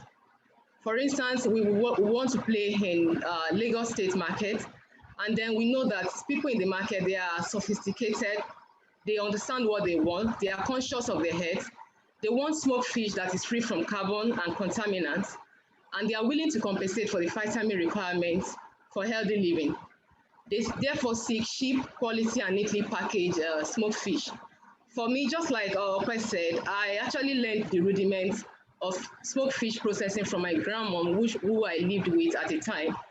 And this was what she did all her life. She was able to make a very good living from smoked fish processing. And so, even though she was doing using the traditional method, we are going to be engaging the technology, that's the modern equipment, to offer hygienic, quality and cheap smoked fish to our customers in the Lagos market. Our fish is rich in omega-3 fatty acid to meet the vitamin requirements of every family. And we're going to ensure that we service working customers, retailers, wholesalers, and also provide delivery services. Our competitive advantage: neatly packaged nylon pouch, fish that are without stones, and that is very, very key to us because it's one of the complaints that we got from the market. We have unique experience in processing quality and delicious fish, and we are well positioned to serve our target market. Now, we have looked also from the survey that we have done, we saw that there's a wide gap, demand gap in the market currently. Generally, the demand for fish is about 3.32 million metric tons, valued at 7.4 billion dollars, while the domestic production is about 1.12 million metric tons, that is valued at $2.7 billion. So this shows a shortfall of 2.1 million metric tons, valued at $4.9 billion. Now, coming down to smoked fish demand, there's also a demand gap for smoked fish in Nigeria currently. Comparing the demand with supply, there's a shortfall of 1.8 million. That is the opportunity that we want to tap in. And also considering the fact that the population will keep growing, there's estimated to grow at 6.7% per annum. So the gap will keep widening, and so we have opportunity to tap into this market. We have also profiled our customers and the off-takers that we have, that we are looking to sell to sell in the open market, supermarkets, restaurants, hotels, event planners, caterers, professionals, and bankers. Some of them want this neatly packaged catfish within their neighborhood without them having to go far to buy them. Now, our products are majorly smoked fish, oven smoked fish, and fish snacks.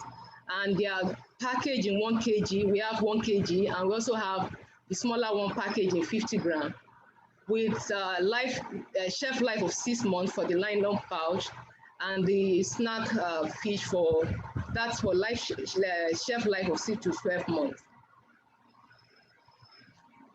We project to sell 1,500 packs per month, with a monthly sales of $13,416. And our product strength is that we are very, very close to the market. Our location is currently at Expo, which is close to fresh fish market, popular fresh fish market in Expo. So we have proximity to the market. We have dedicated and committed and engaged staff. Pricing strategy that we're engaging is to ensure that we do what our competitors are doing to match their price and even to give our customer better value for their price. And we're going to drive our sales by ensuring that we give discounts on referral and repeat sales, and also give 5% sales to our agent, commission to our agents. Our business model, we are going to be partnering with family and friends, regulatory bodies, banks, input suppliers, and media. And our value proposition is to provide cheap, tasty, hygienic, and nutritious fish to our high-valued customers. We have also done our costing, and we saw that for us to be able to produce 30 kg of smoked fish, we will need a minimum of $207 to do that. And then we'll be able to sell this at $371. And this gives a good profit margin to us. Okay, time is up. Thank you. But well done, Kennedy. I actually love your presentation because I want to buy your fish. And I'm sure the LBS cafeteria will also want to buy your fish. Okay, I see. Do I stop sharing? Yes, please. Okay. Creation, and maybe like otherwise now you can start training people in this business so that when you start getting huge demand from hotels, capacity is not an issue. Okay, so well done for this, and then you've also shown that I can see that you're going to make enough money to keep this business sustainable. So those are my commendations. I don't know if the judges have any other comments. Okwe, Babatunde, Yukuka, who else? Richmond. Comments on what you've just read? Yeah, so interesting presentation, Kehinde. Can you hear me? Yes, I can hear you. Yes, interesting presentation. And I saw that you want to do 1,500 packs a month. Yes, to start with.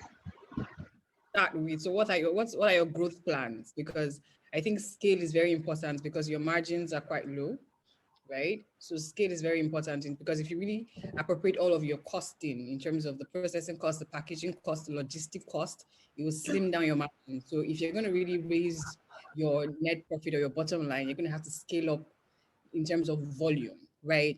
So I think that you should be very careful about your margins, one. And then I think that you should also consider becoming a hub for helping other people process, right? I feel like if it's something you are very skilled at doing and it's something you've learned from your grandmother, like you said, I think that there might be a lot more people that might feel like it might be cheaper to just send it to your hub to get processed, and then you put them onto it's part of the process. It's part of the plan, really, to offer services to those that just want to bring their fish for us to process for them.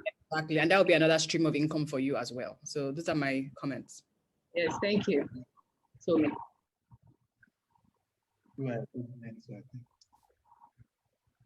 Okay. All right. Just some quick comments on, and I think it follows from what Tommy said. I'm slightly concerned about your margin because, I tried to do some numbers here and I'm looking at 28%. And you look at the incentives that you have proposed to use to incentivize agents and retailers. It's going to put a squeeze on what's available to you.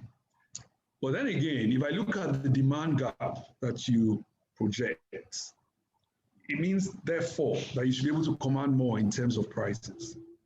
So it's something you've got to look at. Never be afraid to price your goods appropriately. Secondly, I think there is an opportunity for two different pack sizes between the two you have already identified. That's the one for the snack pack and the extreme end of it. You're dropping a lot on the table if you don't have two different pack sizes in between, because you're going to cut out, not everybody can afford 5,000 naira at a go, but they want fish. So if you have one that is like 1,000 plus, contains fewer fish, that's a catchment. You can also have one for 2,500 or 3,000. So there is a significant opportunity between the size packs that you have identified. And I think you want to clearly harness it, So I think in a nutshell, I think there's a lot of potential. I think anybody who gets the business model for this drying fish right is going to make a significant amount of money because, there's a lot out there. I didn't look at your business model in a lot of detail because, it just went by. But I want you to look very closely at leveraging online sales because Nigeria is now your how will I put it, your markets. Mm-hmm. There are places where they don't have access to this kind of fishes. And if you have people who are doing delivery for you, it opens it up significantly. You understand? So perhaps you need a bit more margin to be more adventurous, to go out there to extend your reach. So these are just my suggestions for you. Otherwise, I think you have a great business idea. You have clearly the passion for it. You are well positioned, and it's a need that's to be met. Thank you. Okay. Thank you so much, sir. Well noted. Yeah. Are there more comments? Yes, I would like to just add that I think you should explore the angle of exportation. There's also a huge market for a lot of African ingredients being exported to a lot of countries where Nigerians have settled, African stores, Asian stores. So you should look into that too. Yeah. Okay. All right. Thank you, Open. Okay, thank you so much. Let me just say that everybody has spoken well, but just be careful because you have to also benchmark, okay? I think you may be in a buyer's market, which means that you have a lot of people competing with you, which has an impact on how much you can up your price. Now, if you find that you can, because you're positioning yourself as a premium product, again, that narrows you. So again, it's a question of who do you want to target, okay? What's the impact you want to make? Is it just to sell, or do you want to make sure that most Nigerians can afford good quality fish? But if you want to go for the premium market, then you can say, okay, how many people are targeting the premium market? And do I know those people? Where are they? Where can I find them? What is the size? What do they normally buy? Okay. But if you want to go between the medium to the mass medium, and of course, high, you want to buy good value also. Okay. I'm saying this because it has an impact on how you benchmark your pricing. Okay, you're in a market where they have several competitors, so you have to check what are the others pricing. You're not competing on price as usual, okay, because your fish is cleaner, more hygienically processed, and better packaged. But at the same time, there's a price point at which you lose quite a lot of people. So again, it's playing it by eye, but you're just starting. So feasibility, you can't make that final decision at the beginning typically, but just watch and see how you can play along with where you identify is buying your fish more, because you are really at the feasibility stage still, okay? But I think that everything you've been told is in order. Thank you, Ma. All right then. Okay, so next person. Thank you, Dr. Haiti. So we will now call on Martin Tamil for his own presentation. Martin Korede Taumo. Ahmed is not yet ready? No, his line is not going through. Okay. Can you confirm you can see my screen? Yes, we can. Okay, great. Good afternoon, ladies and gentlemen. My name is Taumo Korede, and I present to you DACurate, the platform for Nigeria's business growth and survival. Now, erratic government policies bring a lot of pain to businesses, and in the last number of years, there have been several government policy changes that have affected firms' growth. In January 2020, the Lagos State government banned the use of motorcycles, and many tech startups and retail outlets lost millions of dollars in investment. Tech startups like GoCard and Max Engine were forced to pivot from a bike-hailing startup to a logistic company. So the questions you might be asking is, how do businesses hedge themselves against unfavorable government policies, or also put themselves ahead? How can firms plan and position themselves for maximum impact in an unstable economy? This is a huge opportunity. Businesses want to understand government policies and not just understanding them, how it affects them, so that they can save resources and make more profit. Now, this is where DACurate comes in. DACurate is the ideal solution filling this gap. DACurate is a web platform that provides businesses with sector-specific insights on government policies. So how does it work? In 3 simple steps. Number 1, users search for the data, they find the data, and they pay to download the data. Now, this is a huge market, and I'm sure every industry needs this thing. But we've looked at the cost of market research in Nigeria, and this industry is huge. However, for the next 5 years, we want to play in certain spaces, which is a $400 million space. Now, the 3 people we've actually targeted for these tech startups, which have been affected by the number of changes in government, retail outlets, ShopRite being included, and researchers and PhD students who live in the diaspora. Well, most of them need to carry out research. And so DACurate is the ideal solution for them. So where's the money in this, you might ask? 3, number 1, for businesses need tailored market insights. They don't need generic stuff. So what we're going to do is a custom pricing for them within the ranges of $3,000 to $10,000. For individuals, it's a subscription model.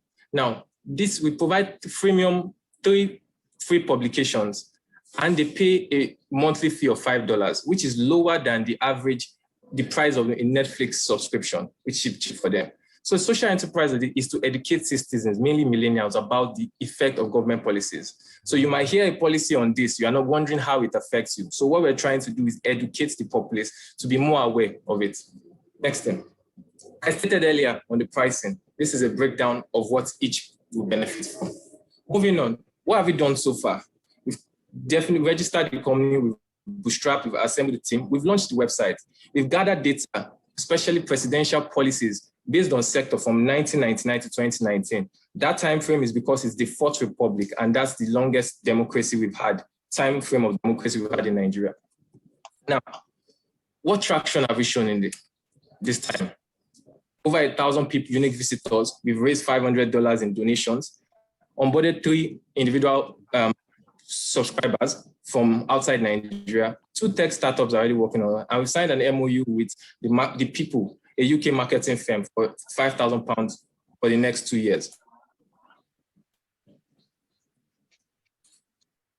Now, this is what we, if you visit our site, this is what you see. So you can get insight on what Nigerian, the Fourth Republic is, and the impact on Nigerian citizens. Now, we have competition, no doubt, but we understand that we all stand out because of these differences. And people are looking for solutions, not just generic thing. And this is where Dakire plays. Now, partners, we can't do this alone. And that's why we are currently in talks with these different bodies to ensure that we have a collective goal to fulfill our mandates. Now, revenue projections.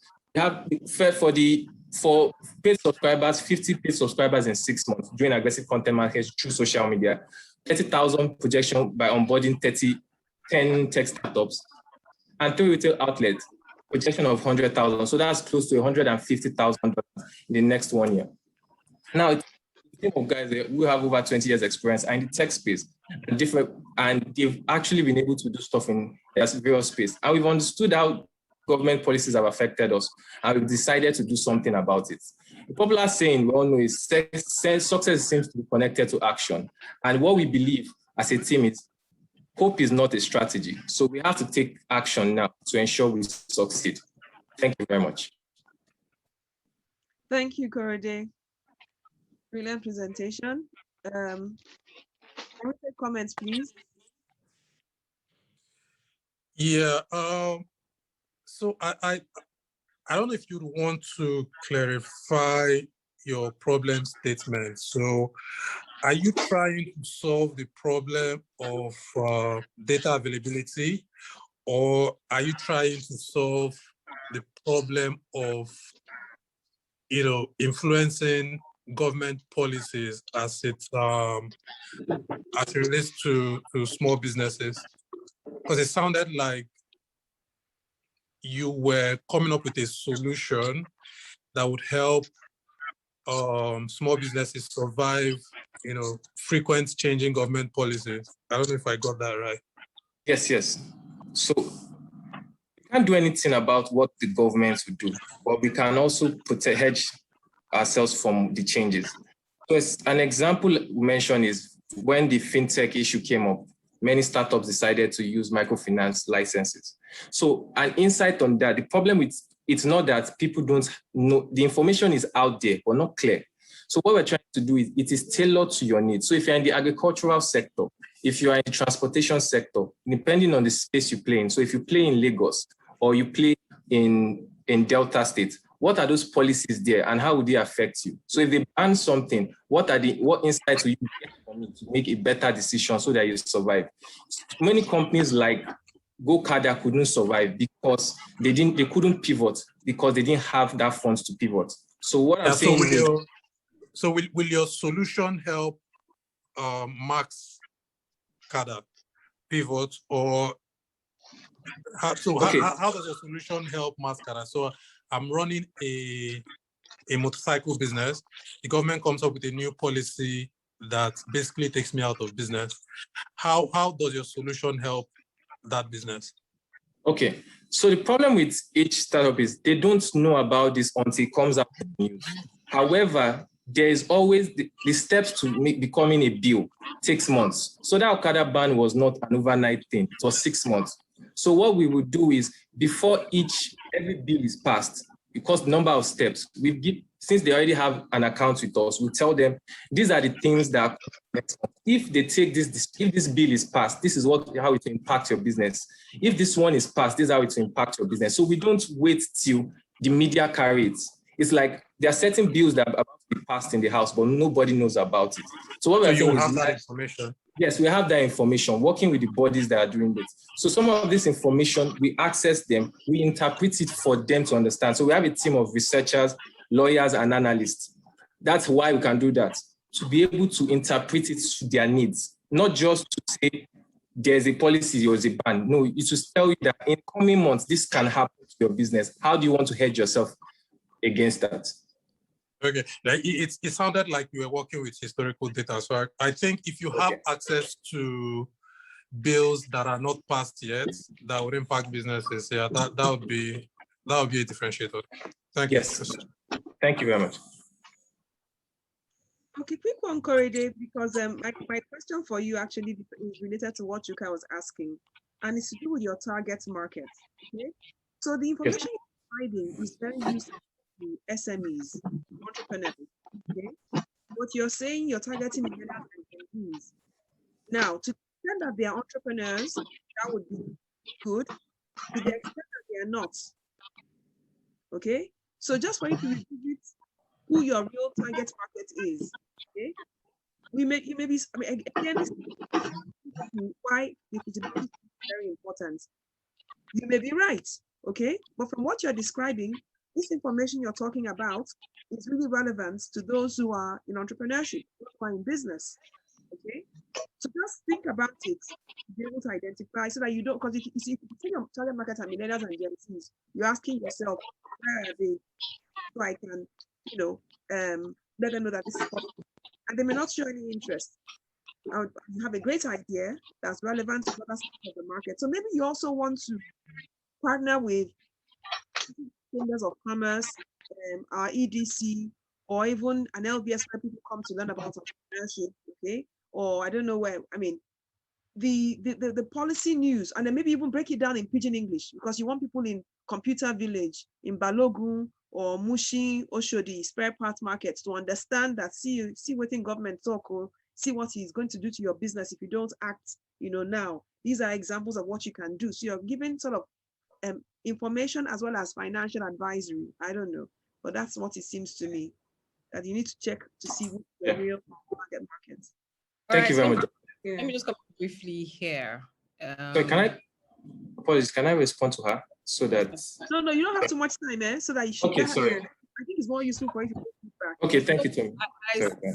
I see an opportunity for investors, right? So I'm not sure if they're part of your target audience, because you seem to be focused on tech startups and all of that. But I feel like there's a huge opportunity for investors, especially with a lot of concern about the regulatory risk and policy making initiatives by the government. I feel like they would actually need this information more than the tech startups themselves, because I've been in a couple of deal rooms with investors. We've been talking to a lot of startups, and the question is always, how do we know what policy your government is going to do next? How do we know how this is going to affect your business, affect your industry, affect your sector? And how does that affect me as an investor, especially for those who don't live locally? It's always a concern they have, because they've seen the effect on companies like MTN, companies like what's the Cycle, the OPay company. So I feel like you should look at that as a target audience as well. Okay. Thank you so much. Yes, thank you very much. You have your hand up. Yes, yes, I do. Thank you, Dr. Eti. So, Korede, that was a very nice presentation. I think there is a big market for what you are doing. I mean, just a few comments. Obviously, you've done more research than us. So, I mean, just going off Chuka's comment and Dr. Eti's comment is, it seems like you are going to be doing almost a predictive analysis, right? Because it sounds like you want to tell them what will happen before it happens. And sometimes there isn't always that timeline. So if you look at what happened to the guys helping people buy stocks abroad, that was a CBN policy that came up overnight, right? There wasn't a long timeline like a bill being passed. So some of them are not necessarily bills that takes a while to pass. It's multidimensional. Like some have to do with specific states, like the one that happened in Lagos State. It was just a Lagos State thing that Okadas were banned. If you look at some of the ones that happened in fintech, there were CBN regulations that actually led to that. So I'm just saying it's more multidimensional than just bills. And in that same light, right, you might also want to think about the broadening it from just the problem statement now as it sounds. The focus is a lot on predicting what government will do next, right? But maybe in the future, or I don't know how you're thinking about it, maybe it's a little bit broader of looking at maybe market intelligence as well. because there are some things that shape the landscape that might not necessarily be driven by government, competitor intelligence, other factors that can affect where the market is going. And I know another source of revenue line that to consider, because you are dealing with data, and there's a lot of talk about open transparency in Nigeria. Something that has helped some of the competition that you've highlighted, people like budgets, is also aligning with multilateral institutions to sponsor some researches. That can be annual, or it could be periodical. I mean, you already have the target market for regular income, but with this kind of work you're doing, there's a lot of emphasis on data. So those guys would typically want to sponsor some open researches that might not necessarily be targeting a particular company, but something like an industry overview and whatnot. So, I mean, just something to think about. But generally, I think it's a very good idea, a solid pitch. And I mean, I'm sure you're upside all the way. Yeah. And so much. This one, what Tunde is saying is even helping me see that, you can actually use this data to actually fight unfavorable policies in certain industries. Because if you can get the CSOs, the civil society organizations, to understand the negative impact of certain policies, then there's a faster reaction to make them hopefully reverse or at least modify those policies. Anyway, you can't do everything at once. Just take the ideas and then decide the ones you want to start with. The business is like a child, okay? So the growth is gradual. And then you begin to see multiple uses and people that will partner with you to specialize in different ramifications. But clearly, your idea has sparked a lot of interest. Some people even had their hands, give you a thumbs up, and there's quite a number of comments in the chat box related to you. So just see this as a learning opportunity, okay, ideas gathering opportunity, and hey, you can only get better. Okay, no business. Thanks so much, Dr. Eti. You're welcome. All right, thank you so much. Sorry, a lot has been said about. Oh, sorry. Okay. I just want to comment on your revenue model. You talked about freemium model where you offer 3 publications free of charge. That could be a mistake, really, because a significant amount of your clients would be researchers, people that are seeking investment. So 1 or 2 or 3 publications is just about enough to address their requirements. So what I would advise you to do really is, and I know this for a fact because I mean I've had to buy data from people for a certain research I'm doing. Now what I would advise you to do is, rather than offer 3 free publications, make it all available, but redact details on it so they can see it, but they can't see all of it. Because if you give them 2 publications, that's just about, I mean, if I'm looking to pitch to investors and I want specific data about a specific sector, all I require is 2 or 3 of your publications and I'm done, I'm home and dry. Yes. So you never have people paying for your service. So what you may need to do is make it available, then redact. If you look at what Google does with Google Books, if you look at what, there's a lot of examples out there. If you look at what your competitors are doing as well. But if you look at what your competitors are doing, they're doing a similar thing. So freemium is great, but how you structure the freemium is also critical to your potential to earn income. Just to take a commercial break from our sponsor, Zenith Bank. As you adjust to the new realities for operating your business and engaging with your customers, let us help you transform your business into a digital powerhouse capable of adapting and taking advantage of today's opportunities.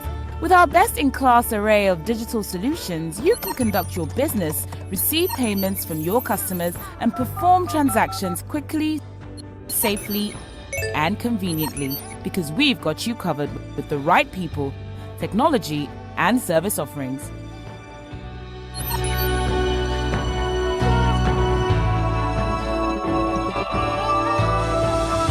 Contact us today and let us take your business to its zenith. Zenith Bank, in your best interest. Okay, we are now. And to continue the contest, we have Oludotun Oseni. Oludotun, it's time for you to do your presentation. Okay, thank you. Good afternoon, ladies and gentlemen. My name is Oseni Oludotun from Merit Abo Nigeria Limited. Meritable Nigeria Limited is a real estate company that specializes in providing affordable housing opportunities for Nigerians through the development and sales of underdeveloped land of livable homes for all. Our strength lies not only in the passion to make a positive change in property and acquisition within the real estate industry, but also in our project team, maintaining a strong foundation of trust and mutual respect through positive relationship with our clients and stakeholders. Our clients are our strength. Now, the problem that we are here to solve in Meritable Nigeria Limited, number one, high cost of building, acquiring, or renting property in Nigeria is high. Rentage in some areas in Nigeria, for instance, in around Ogba, Agege, 2-bedroom now is now 700,000 at $1 million. How many Nigerians can afford that? Based on the economic situation in this country. Number two, shortage of accommodation in highly commercial cities. Everybody wants to stay in Lagos. Everybody wants to stay in Lekki. Everybody wants to stay in Ikeja. Can everybody avoid to stay there? That's why in Meritable Nigeria Limited, we are looking for environment that is very close to these cities. We set up an estate, we canvass people, we encourage them to buy, because I don't tell people, nowhere is far, provided there is good road network and development. Say for instance in abroad, people stay in a distant place and they work in a far place, provided there's a good road network and very sound transportation. Access of mass and affordable housing to low and medium income householders owns. For instance, we all know that not everybody can afford 50, 30, 60 million naira. Not everybody can afford to stay in Magodo. And everybody wants a serene environment where they can raise their children, where they can be sure of their safety. That is why in Meritable Nigeria Limited, what we do, we create an estate for people. I demand a low supply of gated and secure residential communities. Increase in property fraud by dubious real estate development companies. In Meritable Nigeria Limited, integrity is what we tell to people. We have been in a system for more than 10 years, and we have been doing excellently well for people to see that truly our walls are bound. The absence of functional mortgage system and support for financial institutions in the home acquisition process. We all know in Nigeria, our mortgage system is zero. We make acquisition of land, buying of property easy. Then the solution, we source construction material direct from manufacturers, cutting off the middle and reducing the cost of construction. For instance, presently, we buy our cement directly from the factory. Because of that, we save 1,500 naira. If you multiply 1,500 naira in 1,000 places, that shows how much we have saved. Commitment to construction or to constructing 600 plus, as we across nation within 36 states. We are constructing low-cost apartments on multiple floors to fit in more housing units plot, thereby decreasing the cost per unit of each house. We are developing more gated estates that can provide high level of security and comfort for our subscribers. Building a brand reputation set around trust and honesty. We all know that the real estate industry is full of people that are not willing and ready to deliver as promised. But in Meritable Nigeria Limited, like I said, we have been in a system for more than 10 years. What we tell people, whenever you pay for anything from us, we get your property immediately. Like this is a balance from us, some of our exit. Some of our exit, you pay. We do what we call instant allocation. You pay now, you have your land immediately. That has been our success story over time. We have created a payment plan that allow people to spread payment plan that cannot afford to pay the money in bulk. Now, this is what we have achieved. We have estate across Lagos and Ogun State. Presently, as a company, we have over 450 hectares of land.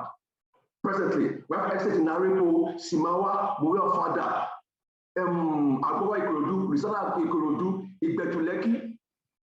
Now, presently, as a company, this is our major focus project now. We call it Savannah Court in Muwe-Ofada. This estate is going to sit on 20 acres, which has been fully paid for. In this estate, we're looking at 200,000 projects from regular of 2-bedroom to 3-bedroom. And it's going to where we want to give people comfort alongside people. And we can stay. Time is up. Thank you, Doctor. Thank you very much, Dr. Sorry, I was speaking. I forgot I was muted. So great presentation, but I wish you had, distributed your time better, because I know that you have much more to show. Comments from the judges, please, to help this business. Thank you very much, Mr. Oludotun. I just wanted to quickly understand that what's the, and again, maybe you're getting to this, what's the major differentiator for Mary, how do you pronounce it? Mary Tabod. Okay. What's going to be the major differentiator as a developer compared to, a lot of the developers that we have, especially in Lagos? I mean, there are a lot of developmental projects. I just wanted to understand better. Okay. In Mary Tabod Nigeria Limited, we do two things. One, we sell land. Two, we sell property. Now, under land acquisition, we buy land from us. That's this thing we do that make us to be different from the rest. We do what we call instant allocation. In some companies, when you pay, it takes longer time before they allocate your plot to you. But in Mary Tabod Nigeria, they will pay today. Even some people, before they will pay, we have done allocation. Because the market, like I said, we have issues in the market because of fraudsters. There are many people are not ready to leave their money with fees, to part with their money. What we do to get the money from them is, come, before you even pay us, get a plot of land to yourself. And these have been our major strength all this while. Then the aspect of building, like I said, the Sapphire Court. Presently, we have started the construction.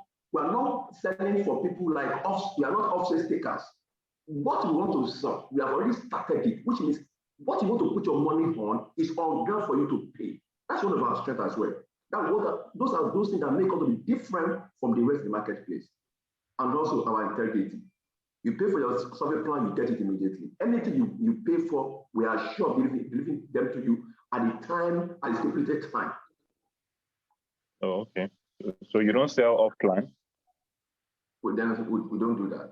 What we do, like I said, we build, people see and they pay. Okay, all right. Thank you very much for that clarification. Thank you. Thank you very much, judges, and thank you, Doctor. So we'll now move on to Omolara. I just wanted to make a quick comment. Okay. Sorry, can I make a quick comment for? Yes, please. Yes. Useni, I can sense your passion for this business, and I think that you're clearly on the right path. But I just want to comment generally, and I hope that you may benefit from my comments. The Nigerian property markets, they don't think in terms of competitive advantage. They think in more opportunistic terms. And that's why you see all of them, narrow to giving out rams and rice for buying lands and all of those things. But I think that there's a lot more to the property market. And as Hetty pointed out earlier, this is one of the clear cases where it's now a buyer's market. Where it's now a buyer's market, there's a lot on offer. And then unfortunately, the economic situation of the country is narrowing potential client base, so it's truly a buyer's market. So here's my suggestion to you. Every business proposition, every product, every service have hard attributes and have soft attributes. All property marketers in Nigeria, I find, emphasize on the hard attributes. We give you papers as soon as you pay, cheap and all of those things. But there are soft attributes that also are relevant to the decision-making of people to buy properties anywhere. And I'll give you a specific example that underscores what I'm saying.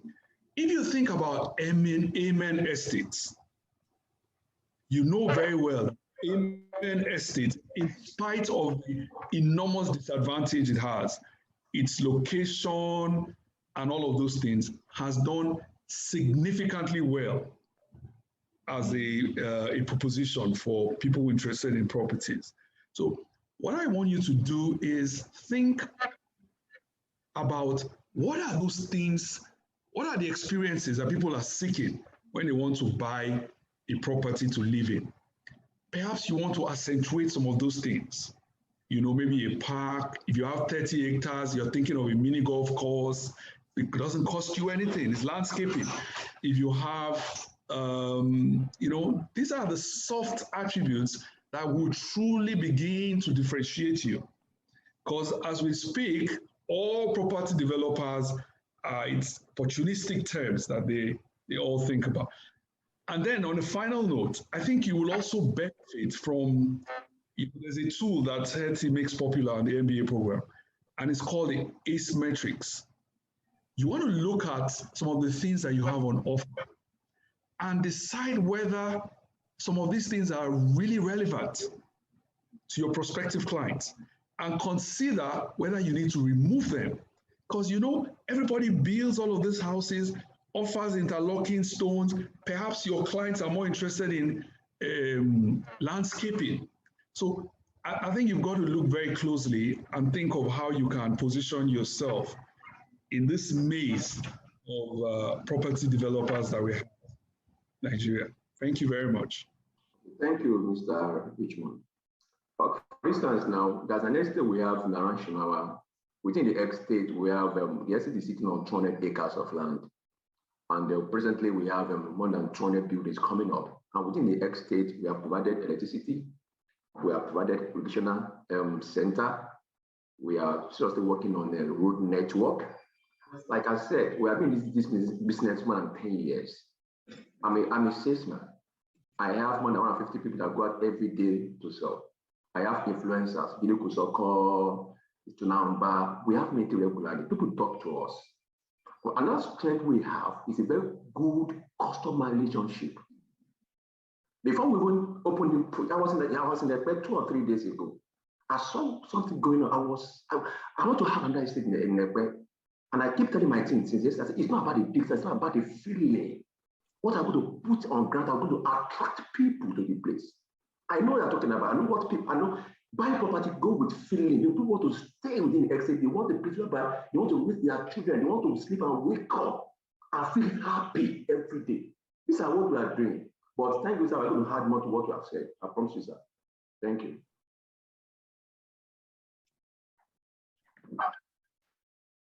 Thank you very much. So we'll now move on to Omolara Rawa for her presentation.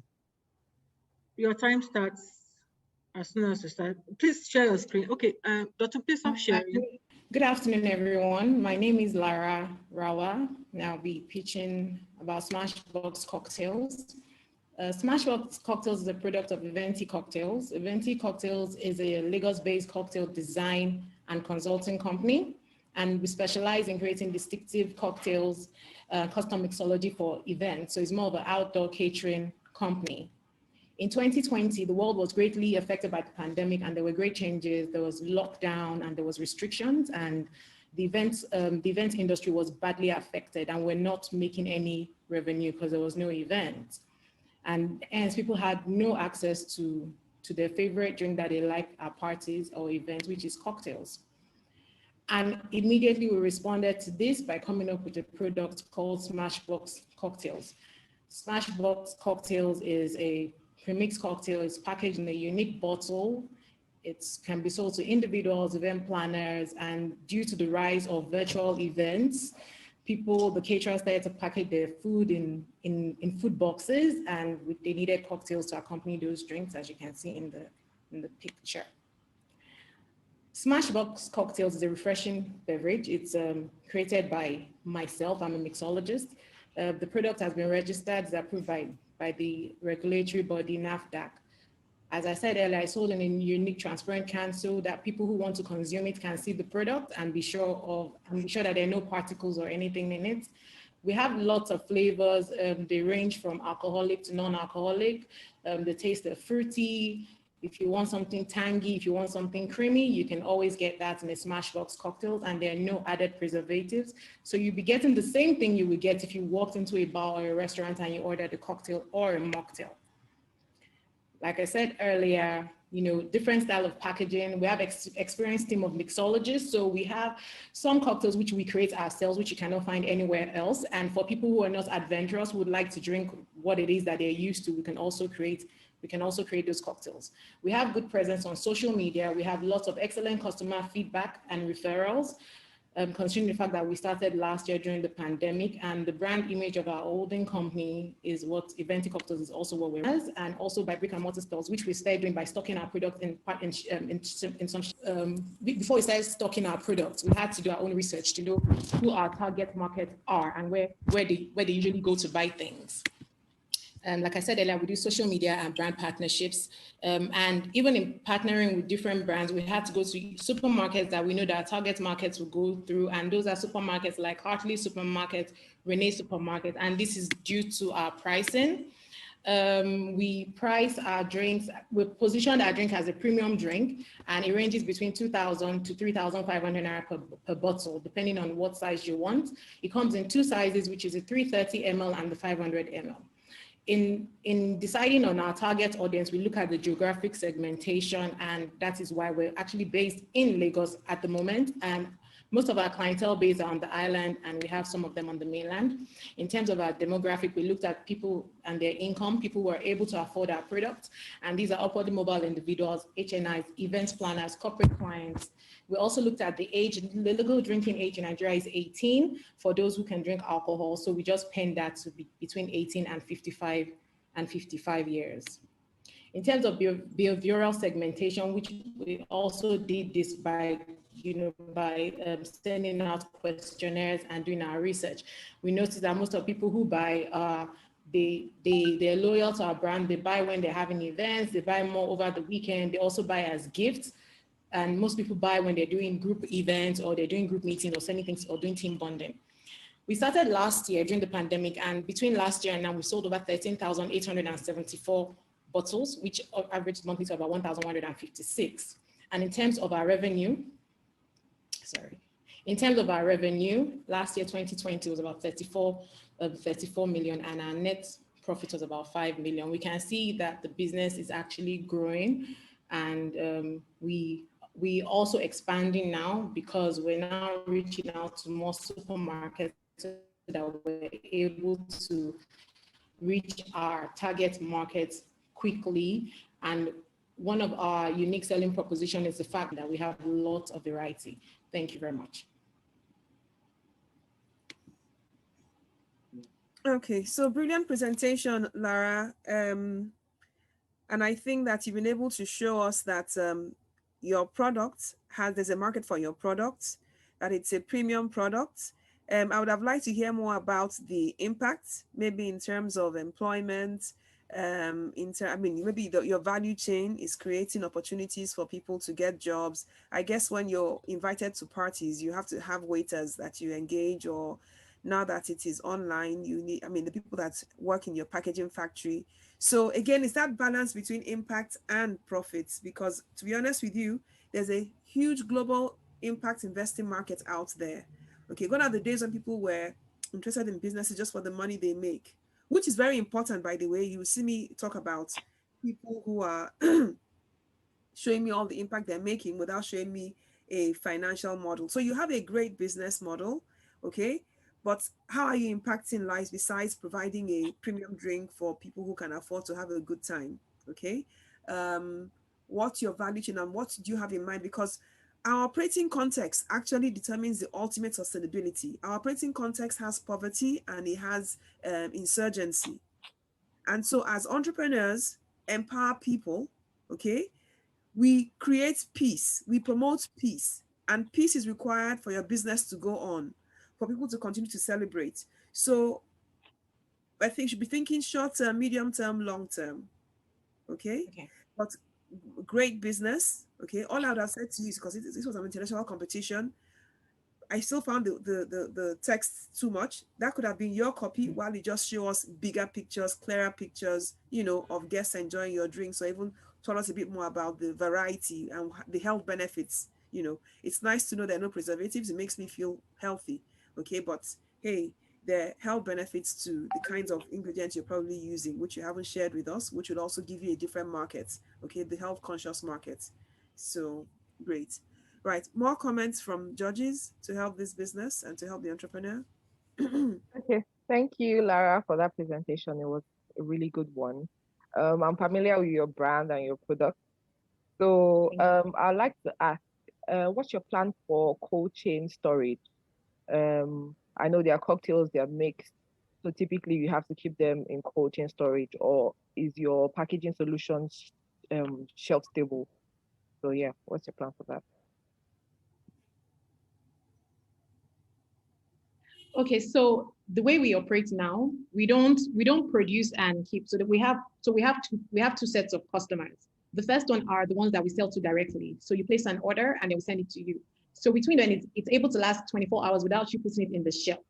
When we send to supermarkets, it always has to be in the shelf because it has to be refrigerated. You can't put it off the shelf because there are no preservatives. So we don't have plans of what would I say? We don't have plans of adding preservatives to the drink, because I personally feel that that's what makes it what it is, and that's why it will be different from the next one. So the way we operate right now basically is we sell to direct customers. It can last for 24 hours. And if we're taking it to the supermarket, it has to be in the chiller for 24 hours. If you wanted to do it in another way, it means I would have to add preservatives. And that's not our business model. Careful though, there are innovative processes that also allow preservation for longer periods. So don't only think of preservatives in terms of chemicals, but I agree with you that having no preservatives is a great competitive advantage. Hi, Lara. Hi. Great presentation as well. So I'm just curious about your cost, right? So your cost per bottle, because typically when you see businesses like this, they tend to think that as they grow and they scale, your costs get minimal, and then you can actually make more in terms of your bottom line. But it seems like since you make to order, right? It's not something that can, because you don't want to have preservatives and all of that. Is there, so your cost is not going to drop, basically. It's going to stay stable across the board because you always have to manufacture to order. So how do you plan to scale the business? Because it seems like your cost will keep growing at a step cost and not marginally, if you understand what I'm saying. So what's the question, sorry? So my question is, how do you plan to manage costs, right? Because basically, let me break it down again. You make to order, right? So for every bottle, there's a cost. Right? So as your business grows, is that cost going to drop, or is it going to stay stable per bottle? And do you have plans to see how you can make it, drop per bottle? Okay, so as the business grows, the cost will drop, because if you're making volumes, the cost will drop, and which is the reason why we were trying to push to expand and get more customers. So let me give you an example. So if I wanted to make like 100, if I was going to make 100 bottles, for example, and I was going to make 40 bottles, what I was going to use to make 100 bottles is actually the same thing I'll probably use to make 40 bottles. I don't know if you get where I'm coming from, but it just has to be larger. So in terms of cost, the more volumes we're making, the lesser the cost will be. Because for example, if you're getting large quantity of your bottles, the cost of purchasing the bottles will drop because you're getting them in large quantity. If you're getting your product in larger quantity, the cost of your product will drop because you're getting larger quantity. So as we go along, if we do grow bigger, the cost of production will definitely drop. Got it. Thanks. All right, Lara. Of late, I've received quite a number of your drinks, and kudos to you. It's a great drink, it's nicely packaged, and there's potential for massive scale. Because I think the time for cocktails and exotic cocktails has come. If you don't scale it, somebody else will, okay? Now, here's my take on the whole thing. I read your presentation in a bit of detail, and I looked at your pricing model, and what you've got to realize that pricing is a very strategic function. It's really not about accumulating your costs and then providing a margin. It does a whole lot for you. But I do know for a fact that your packaging is challenging you with the price of your product. And I want to encourage you not to be so fixated on the packaging, because you can't scale the price points where you are, to be honest. And the reality is that the packaging that you use will keep you at that price point, you know? So perhaps you want to look more deeply at other prospective packaging that would help to preserve, because you know packaging has an impact on how long your product stays, and also will come at a significantly lower price. Because at 2,000 a bottle, right, you're cutting out a large swathe of people, you know? So I encourage you to dig deep. There is a massive potential for scale, what you're doing, but at the price point where you are, it'd be difficult for you to do that. And then you've got to think about how to get into the large chains, the spas, the ShopRite, and the games, and all of those things. If you're not totally certain how to scale, maybe you want to ask for help, because it's a very intricate process. And, you know, I know that it can be quite challenging, but I think you're on the right path. You have the right product. I've tried your products. They're great. The potential is huge. The time has come. And I wish that you are the one who takes it to the scale that it should be at. Yeah. Thank you. Thank you, sir. Richmond, careful though. This is not a mass drink. This is a niche drink that has no preservatives. I'll just say a word of caution there, because how do you scale what has no preservatives and what has a shelf life that is maybe probably 5 days at most? So one has to be careful, because don't forget there are other types of drinks. This is a particular kind of drink. Okay, it's gourmet, it's high end. There's a, you know, so some, I'm not saying she can't scale, but in terms of massive scaling for this kind of drink, I'm not sure. Yeah, I think that she might probably consider introducing another line. That is probably another line, but not this kind of gourmet special. I know that it's a niche thing. It's not whiskey, it's not vodka. Because you may end up with about Ikoyi Chapman, the Ikoyi Chapman that's in the UK now, and is picking up a rave. It has preservatives, it's not the same. Yes. The principle you're telling her is okay, but again, look at this particular product. Your principle is right, okay? She obviously has, I probably have had it because I had quite a number of things sent to me over the period of 2020. But the point is that it's a great product. There's no doubt about it. For her to sell up to 34 million in 2020, that's that she has traction, okay? But you see, there's a market for parts. It's like when you have a la carte, there's a difference between a la carte and ready to eat. You go into a fast food joint. So she as Tommy said, your model will go with a different line of drinks, which she can also create. It will be cheaper. It will be cheap and cheerful, or maybe not even so cheap. But the cocktail, as it stands, they have a huge market anyway. Don't feel sorry for her, Richmond. These people are making plenty of money. I know this well. Okay, so I guess I think it's down to what her objective is. Yeah. I think it's down to what her objective is. If she wants to focus on the healthy, on the non-preservative, and all of that, it's a great track. It's a great patch she's on. But I think that the concept of exotic cocktails the time has come. She can do it and focus on the healthy, preservative. But somebody's going to come and scale it with preservatives. And now preservatives is not all bad. Let's all be careful, because Tetra Pak, if you look at Tetra Pak, for instance, Tetra Pak will extend the life of your drink by a significant period without you adding anything to it. Okay. Just packaging process. You know what I'm going to do? Next time, I'm going to ask you guys to add your contact details. Sorry, we don't interrupt you, because we need to move on. I quite understand. That's fine. Yeah. But I'm getting another idea. Again, we evolve things. Okay, so presenters will need to put their contact details, because I'm sure part of the audience would also like to reach out to you for the ideas that they like, or even place orders for your products.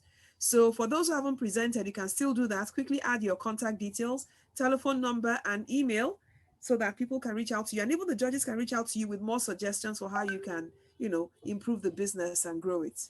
You can just share your social media handle. Thank you so much. Okay. Right. So, Social me, were you saying something? Yeah, I was like social media handles. Also, yes, exactly. So people can go to your, to your site and see. Okay, great. Jacinta, back to you, please. Okay. Thank you very much, Dr. Haiti. So we have Ahmed. He's now ready for his presentation. I'll help him share his slides. So good day, everyone. So I'm going to present a pitch on the NAHADA project. As you all know, the biggest endowment that a nation or any country can be blessed with is actually the human capital, not just human capital, but the quality of its human capital endowment. So every country now has a choice. It either, harness its tremendous human capital potential on a colossal scale. So every country now has a choice to either harness its tremendous human capital potential on a colossal scale that is capable of propelling it to the pinnacle of societal development and progress, or allow its human capital, its army of unemployed youth, to become, an explosive cocktail of social, economic, and political discontent. So now, imagine a situation, imagine this kind of a scenario where you have a country of a population of over 200 million people, with over 39.9% people are living on less than $1 and children out of school. Now imagine what the problem could be. Is it lack of access or opportunities? That people don't have access to quality education, or the information asymmetry where people don't even know that those opportunities exist, or when they do, they don't know how to access them. Or it is, issues about returns to education, where people, because of lack of information or lack of knowledge, don't actually appreciate the high returns on education. Just like you have returns on investment, you also have returns on education. So at the end of the day, when you have a large number of out-of-school children, looking at large number of unemployed graduates, it is also very difficult to convince them that actually education pays off. So now, how do we do this? How do we convert our army of out-of-school children, our large huge number of out-of-school children, to children who have access to the education, who have access to a better future? And how do we, at the same time, convert our army of unemployed youth into the next generation of business leaders, entrepreneurs, and professionals? So that's exactly what we are doing at NAHADA, where we're trying to harness the diverse potentials of our children and young people in order to help them realize their potentials, achieve their dreams, and realize their dreams and achieve great things in life. Now, how do we address it? We address it through a couple of approaches, through mentorship by pairing up young professionals with mentors across specific fields of interest, through networking by exposing, aspiring young professionals to opportunities and networking opportunities in both their academic and professional lives, and also through training, where we try to enhance the capacity of our youth in order to equip them with the knowledge and the skills to be able to excel in our 21st century knowledge-driven economy. And then we're also looking at partnership, where we're looking at partnering with relevant organizations in order to foster sustainable impact across all our programs. Now, our program model, as you know, NAHADA is unique in that it is actually not for profit. We're a social venture that is not for profit. And we also through a performance-based approach, whereby we allow local ownership, as well as we allow a level of decentralization in operations, so that there's a sense of collective local ownership. And at the same time, we're trying to also focus more on performance, whereby local communities that are able to perform better can be able to access more incentives in order to drive the program forward. Yeah, so we focus on 4 major programs. We have the Emerging Leaders Program, whereby aspiring young professionals are actually paired with mentors or provided with mentorship and networking opportunities across strategic industries or relevant sectors of the economy. We also have the Young Scholars Program, which is more like a catch them young approach, whereby young students or high-performing students are actually provided with a lot of opportunities around funding, around guidance, and a network of support that will actually help them and equip them prepare them better for their, for future opportunities post-graduation. We'll also have the university preparatory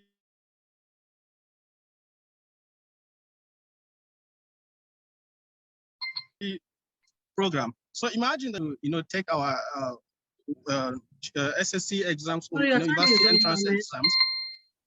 Hello, can you hear me? Your time is up, please. Wow.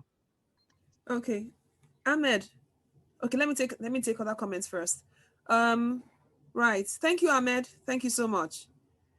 To be honest, I actually love your presentation, but I'll make my comments last. So comments, please, from judges.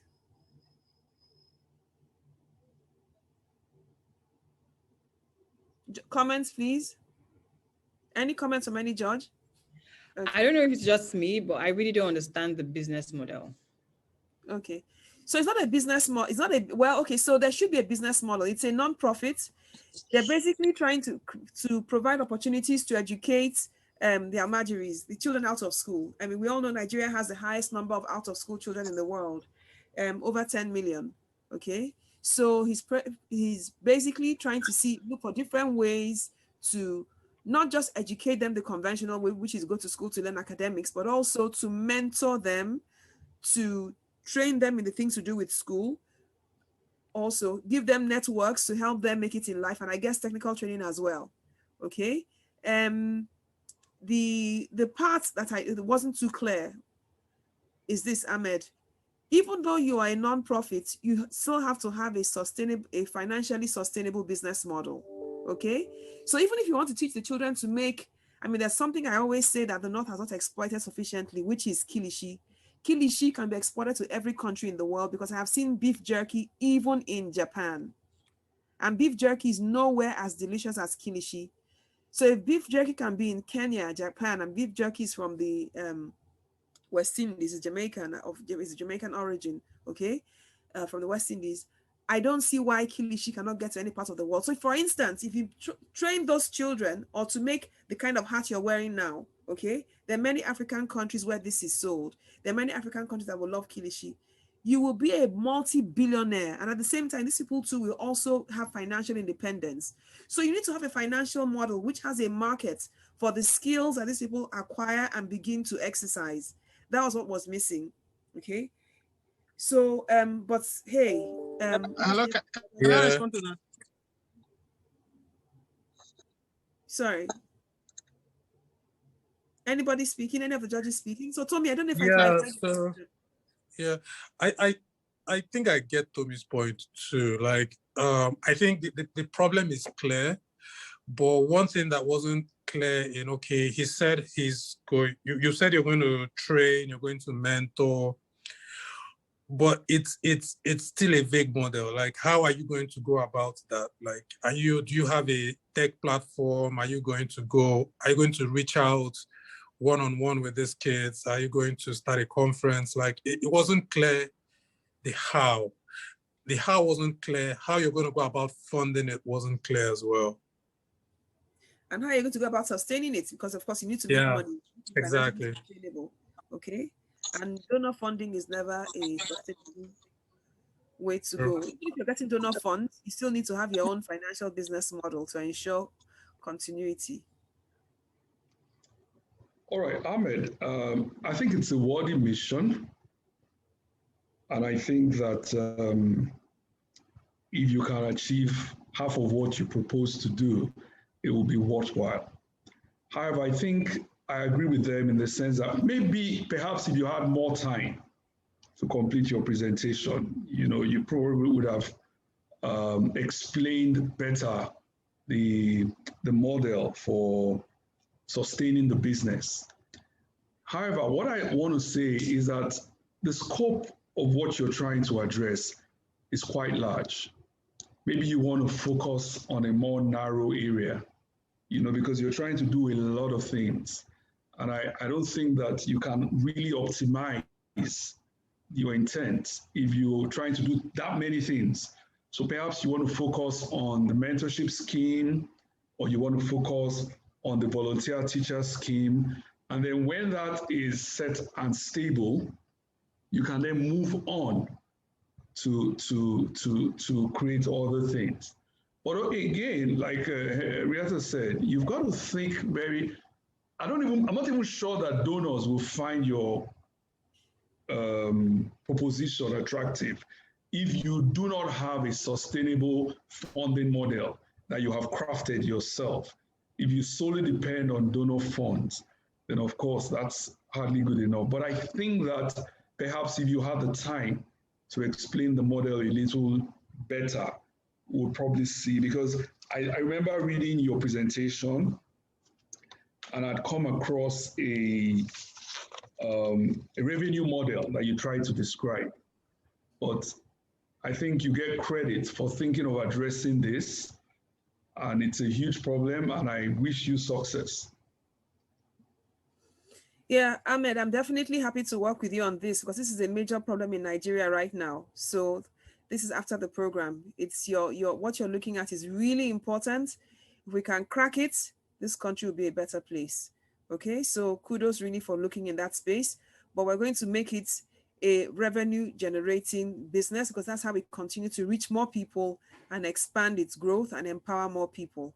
Okay, profit and impact are compatible and proportional. The more impacts we make, the more profits we make.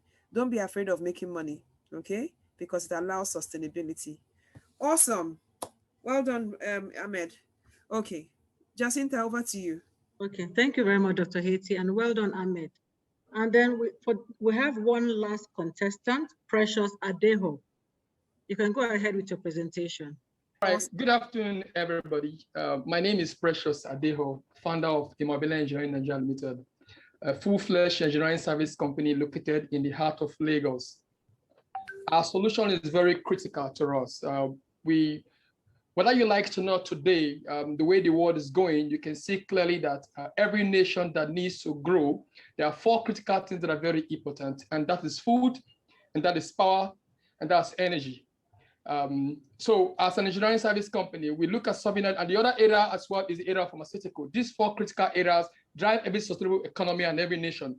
And as a company, we've looked at the way on how to see how to address these challenges using local content, and not just use local content as instead of bringing foreigners from outside the country to actually carry out this job in Nigeria. We look at creating this job with local content in Nigeria, and at the same time using part of our profits to actually get children who are out of school back to school. At the same time as well, we understand very well that to a large extent, we have a very large chunk of half-baked engineers coming out from our engineering institutions. So as an engineering company as well, we look at as well using our GEFI project to train young girls from school on having technical skill sets. So how do we do this? We do this in 4 areas. So we have a core area where we provide service. We have a safety valve test and certification, plant equipment installation, pipe fitting, metal fabrication, thermal installation services, sales of pumps and valve, and instrumentation and control. So these are the industry. Now, we've been with the company started in registered 2012, for started operation in February 2nd, 2015. So far in 2015, our first money we make, total turnover was 540,000. We had in 2016, we have 1.7 million. In 2017, we have 8.4 million. And 2018, and you can see that the graph is growing. The fund is growing every year. So far, at this time, we serve this company. We work for this company right now. We work for 7up, work for Cummins Power Energy, work for Quantum Global Glass Force, and the rest of it. So as a company as well, we believe in international partnership to make our business grow. So we have partnered with this company right now. We have Eggert Peter, it's a UK company. We have Itron, who is a German company. We have Grand Force, we have Wika, Xylem, and Willow. These are partners of which we have as a company right now to help boost our international projections. These are some of the services of which we've carried out with our local content people. This is done in Coca-Cola in Owerri. This is a tank of which we Coca-Cola as well in Abuja. This is another part of our job. This is our feature for Coca-Cola in Kaduna. Our impact, we strongly believe that you cannot actually drive just profit. It is very critical you must look at impact as well. So, so far at large, we bring back a total of about 130 children back to school. This is driven from the slum school in Ajegule, where we, for the past 3 years, we paid their children's school fees. The low income school. These children as well are children of which we bring back to school 2 years ago, that's 2019, in Ikorodu. We have this special program we run every year, which is called the Guest in Engineering Project, because we understand that there's a large drift of ladies living at the engineering sector. So we're organizing the project. This project was partnered with Nigerian Institute of Mechanical Engineer, where we trained about 21 girls. A total of 40 girls have been trained so far, and other young engineering graduates as well. I see part of what they're doing. The market is very, very, if you look at the market potential, it's very huge. You can see that the total market size at our 2012 was 530 billion. So the size of the market is quite huge. These are potential customers of which you're trying to target, because we are looking at going to the oil and gas right now. We have NIPCO, we have MRS, and the rest of the other companies that are there. Now, if you look at the local content ad that was enacted in 2010, actually empower local content companies to actually play more in the oil and gas. So we're taking full advantage of that very act to actually begin to tap into more into the oil and gas sector and grow our revenue. How do we tend to do this to get more customers? So we have our marketing plan using LinkedIn, optimize Google ranking using SEO tools, attend oil and gas conference to see major players in the oil and gas conference, produce promotional flyers to reach out to people in those conferences, brand our employee very professional so that when they appear in customer side, they look very professional so that people can begin to believe how things we're doing. The growth of the market. Now, what we plan to do, one of the brands of which we represent is called Airguard Filters, which is based in the UK. We've been represented now for the past 4 years, and we see that a lot of companies here in Nigeria, especially those in the food and beverage pharmaceutical, use this air filter. So part of our plan is actually to begin to, begin to manufacture this air filter here in Nigeria. We can help us grow our employee base and create more jobs for Nigerians. Now, this air filter, as today, we've acquired from the profit you made in the past year. We've acquired 2 acres of land very close to Shagamu in Ogun State, whereby fully fenced. Looking forward to how to begin to develop equipment to use to begin to produce our filter. Yeah, we are thinking about time up. Precious, the time is up. Yeah, thank you. Okay, awesome. Thank you, Precious. Thank you. Great presentation. My comments will come after everyone else has spoken. Can we have comments from the judges, please? On the business presented, on the entrepreneurial venture presented. Do you have any comments? Okay, looks like nobody has comments. Okay, so what I would say is Sorry, just a brief comment on it, please. I stood up for a moment. Well, clearly this is a good plan. The business is already running and everything. I do think that there are opportunities, but what I really want to comment on is 2 things. One is that the presentation is very cumbersome. That's why I'm not sure he was able to get out too much detail. I think I like the way Ahmed packaged his own presentation, although also he did not get to the end of it. I think you want to focus on pictures, on very little details. Don't assume that the audience, have a expert knowledge like you do about what you do, So that's the comment I want to. And then, in addition, I also want to say that there's a critical part that you need to bring to your business. I'm sure you're probably already aware of this, and that you have to integrate a SCADA platform with what you're doing. Because most businesses, we're in the digital age, everything is being digitalized. And you've got to bring in, telemetry so that people can monitor some of these equipments remotely. And that will be a critical value proposition to add. So that's just my brief comment for you. Okay. All right, Babatunde, please. All right, thank you very much for the presentation. A lot of passion. I think comment for that. And I think you're on the right track. STEM is very big now. Like engineering things have to be engineering. Very welcome. And just in line with the comment from the first speaker, I think a little more specificity in terms of the services. I think we had a lot of, there's welding, there's fabrication, and there are a lot of other engineering services. But it wasn't really clear what the focus is going to be. And I know you already mentioned that you're going into oil and gas, but the current target market, I'm not sure it was it was clear. I know the ambition is big, and I mean, the growth is also going to be there undoubtedly, but in terms of just making it, a little bit clearer, in terms of more specifics, service-wide and even the target market, I'm not sure it, it was very clear. And that's just a comment I have. Thank you very much. Okay. Thank you, Babatunde. Any other comments from any of the judges? Okay, so maybe because I had the benefit of seeing it, I'm seeing it for the second time. What I would say is I like the balance of, impact and profits. I like the two sides come out to me very clearly. I guess, yes, I think, yes, I like, and you can see the business growth. Okay, let's go back to your pie chart where we see how you started. Okay, a lot of things that, I don't think we've come to my class here, but a lot of things that I discussed in class is about starting small while thinking big. So we're seeing you go from a profit of 540,000 annually to a profit of 234 million, annually in 2020.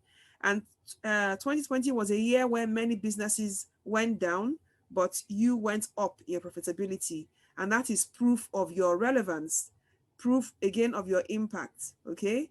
I don't know why I didn't put it here, but the whole idea of helping local content, we know that there's a lot of non-destructive testing that locals can do, but expatriates bring in people to do in Nigeria, and you're training people here who can, get jobs easily in the oil and gas sector. You can actually provide that manpower to them based on the training you provide. So you're doing a lot. You're even training 2 different age groups. At the time we spoke, you didn't even show the children you were training. So this is definitely a great impact-driven business. The impact is clear, profitability is clear, but in terms of presenting their rights, it will be good to know, like, I like how you presented the things you do, but hey, say who needs it so that it can also be seen. I mean, I see impact everywhere in this business. Okay, your operations are driving impact.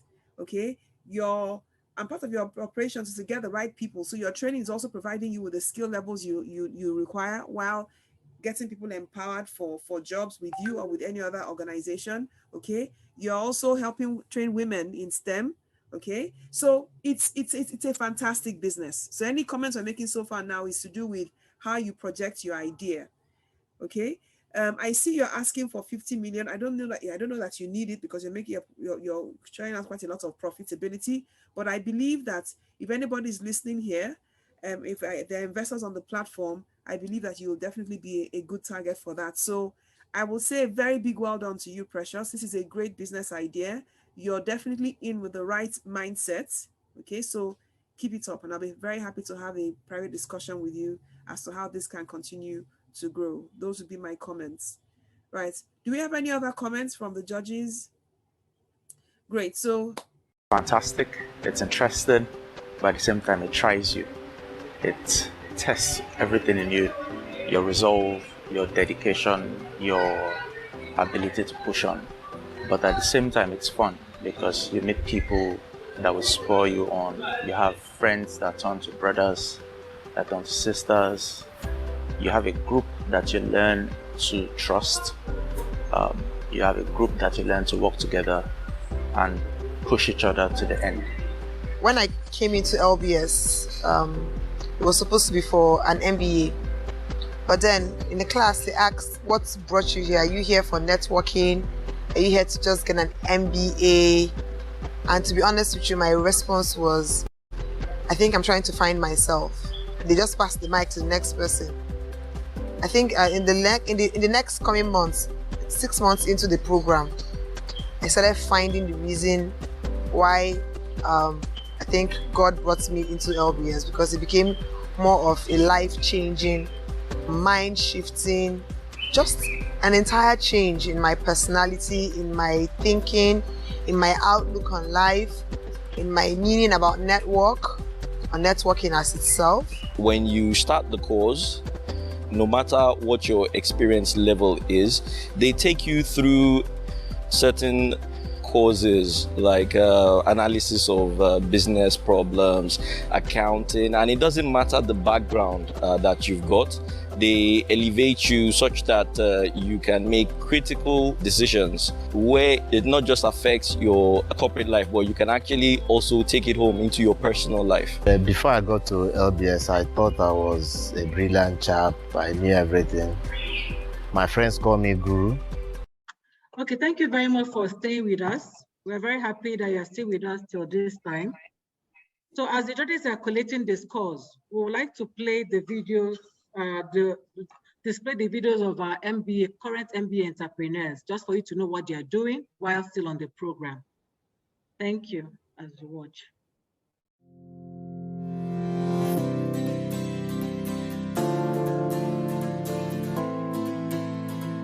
Good day. My name is Rahina Adeleke, and I'm the founder and creative director of Raise Events.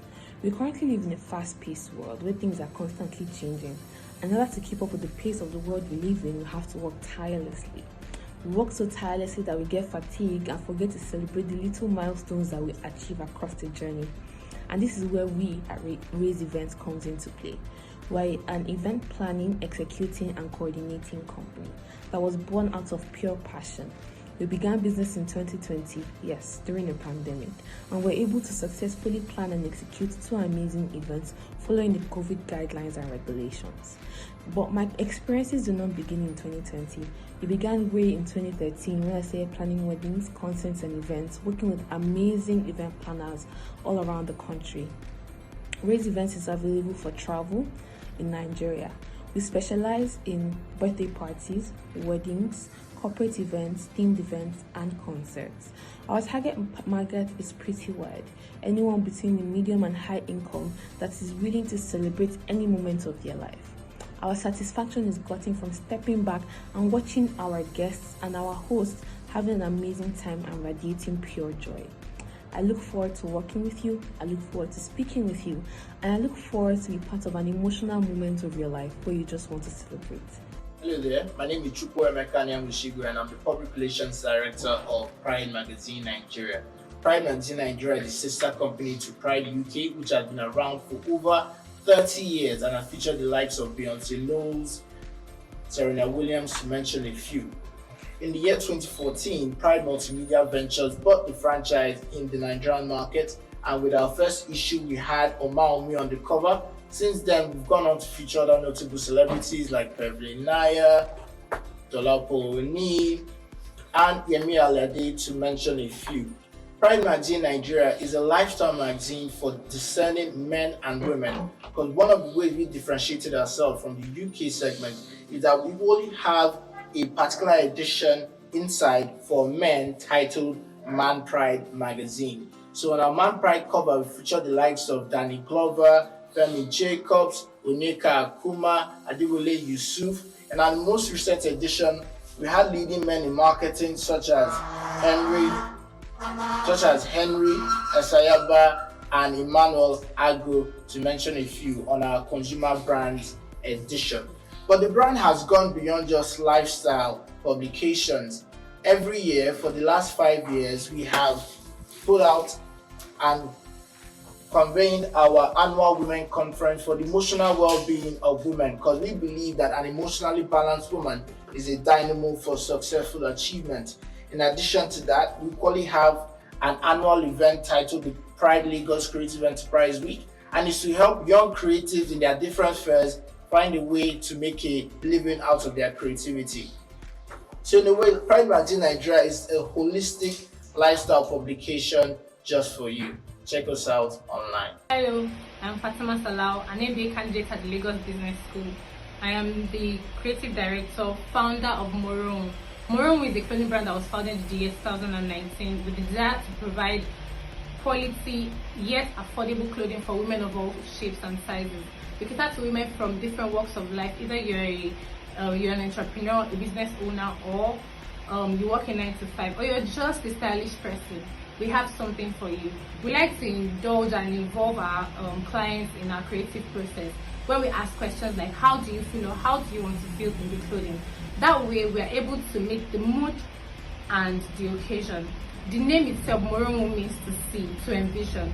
We want women to be able to fashionably see themselves the way that they feel. We want them to be able to represent themselves on the outside the way they feel on the inside. It will be a huge honor to be able to showcase some of our designs in this year's exhibition. Thank you very much. My name is Oyema Amaobi Joseph. I'm the CTO and founder of Amoseries Technologies, a HR and administrative technology development company. Basically, we focus around solutions that help automate the entire workflow for HRs and administrative employees, more or less. Things like employee onboarding, employee document management, lead management, performance appraisals, payrolls, loan management, asset tracking, asset tagging, and all whatnot that comes with it. All of those solutions. Basically, that's what I have on my screen here. And the reason I went into this was earlier when I got married, my wife was in HR and she had issues trying to manage employees. They didn't have a solution. She was doing it on Excel. And so I actually designed a solution to just help her do this, to manage the employees that she had. But as we went along, within a year or two, she had issues where she came back from work and she would always have complaints around unfair treatment of employees coming to her to say they want to report something but they can't say it out. Female employees being harassed in the office and there is no way for them to report it. Employees saying they have unfair appraisals. A few people are promoted, other people are not promoted. They are related to their bosses and all whatnot. So I thought I was going to try to do something to fix it, and I set around designing a more robust system from just managing employees and their names and what they could do to try to design all of these things into my solution, a way for female folks and males also to report abuses in office anonymously where those begin to happen, or to report it generally, to be able to apply for their leaves, and where their leaves are refused or where they feel they are unfairly treated in appraisals, their managers have to enter comments and HR has to see all of those comments. So basically, that was what it was all about for me. And then at some point, it scaled into a business. Hello there. My name is Olubusola Mada, and I'm the CEO of Feisty Urban Clothing. We're a go-to place for everything apparel customization. Imagine you wearing your thoughts, as in hanging out at that party with friends and expressing your feelings by telling them normal is boring just by wearing it on your shirt. Or going to the movies and you really can't help showing off your Game of Thrones t-shirts, telling everybody, it's my favorite series. Or how else will your friends know that you're the coolest in the park if you don't turn up at that beach rave, literally looking like a piece of artwork? Are there millions in the house? Okay, scratch that. Do you have a family function and you want your family to be the envy of the event? Or you want to create corporate t-shirts for your organization? We've got you covered. Check out our face masks. They come in varieties of cool colors and designs and can be customized for both your personal use and as a corporate gift item for your organization. We are the official clothing partner of the Member 7 class. Did I say more? How about you talk to me and we can create cool designs for your class as well. Extreme customization is our calling, and even our website, feisties.com, upon conclusion, we give you access to create your own outfits online just by using the tools installed. You create, add to cart, make payment, and your items get to your doorsteps within few days. I have a mission, and it's to ensure that you never, ever, ever have to wear boring clothes anymore. Our prices are affordable, and you can call me or chat me on WhatsApp. Remember, for your t-shirts, your hoodies, your joggers, your dress shirts, and your face masks, I'm the one to contact. Thank you for your time. I'm waiting for your call. Bye. My name is Mary A. I'm the creative director of Disney Collections. I'm a fashion business that creates and sells African-inspired fashion items such as bags and footwear. The business started as a solution and a sort of a passion I got from trying to create things new. And when I meant solution, what I meant was I had bought things in the past such as Ankara bags and shoes that didn't last. And hence I needed to come up with a solution for myself and for others. And I learned how to make bags and footwear. And by doing so, I was able to also sell it to people that were interested. And that was how this business started. Right now, we produce products that are durable,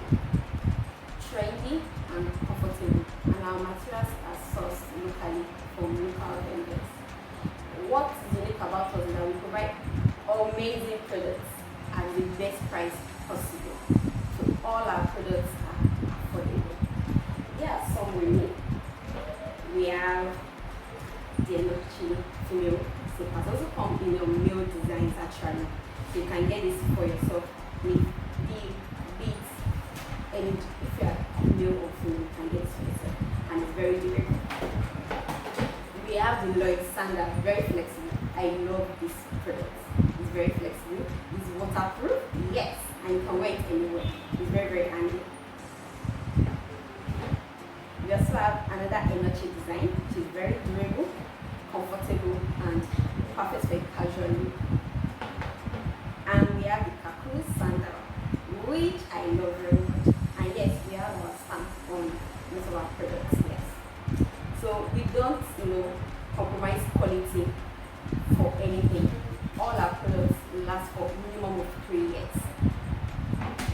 And I love this too. Thanks for tuning in with us. We hope you patronize us. Thank you. The need for an eye pencil that suits Nigerian weather has been of great concern to the beauty world. My name is Doris Khan and I am the CEO of Blenders. I bring to you the tattoo pencil. It comes in black, light brown, and brown color. Why is it a tattoo eye pencil? Why do you need this pencil? The reason is it's smooth resistant.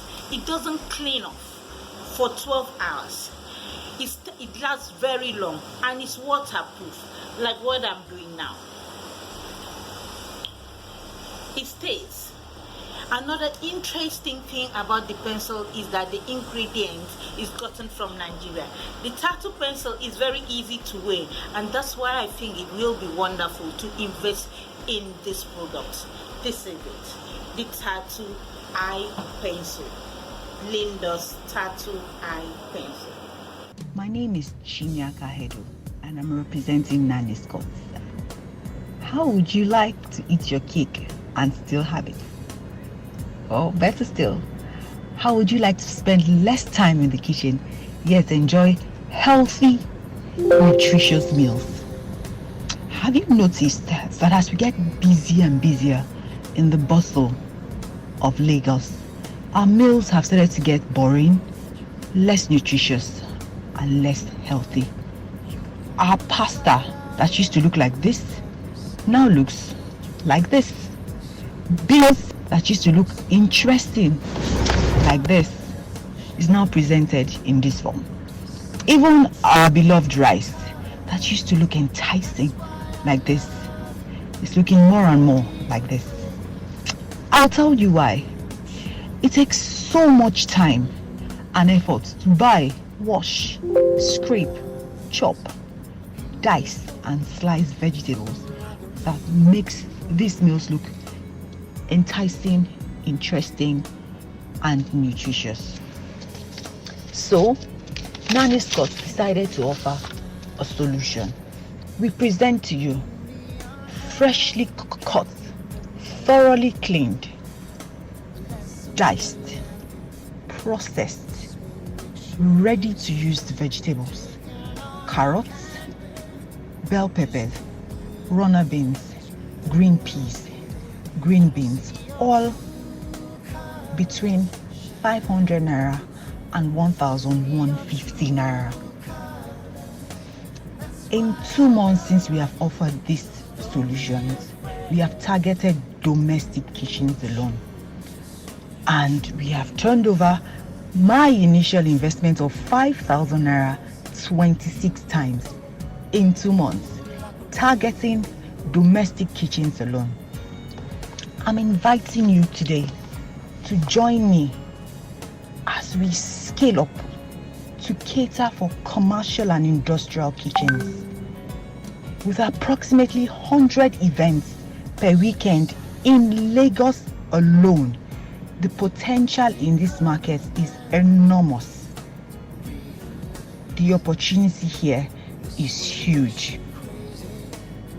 These commercial and industrial users deserve the opportunity to spend less time in the kitchen, yet present beautiful, healthy, and nutritious meals for their guests. Thank you for listening.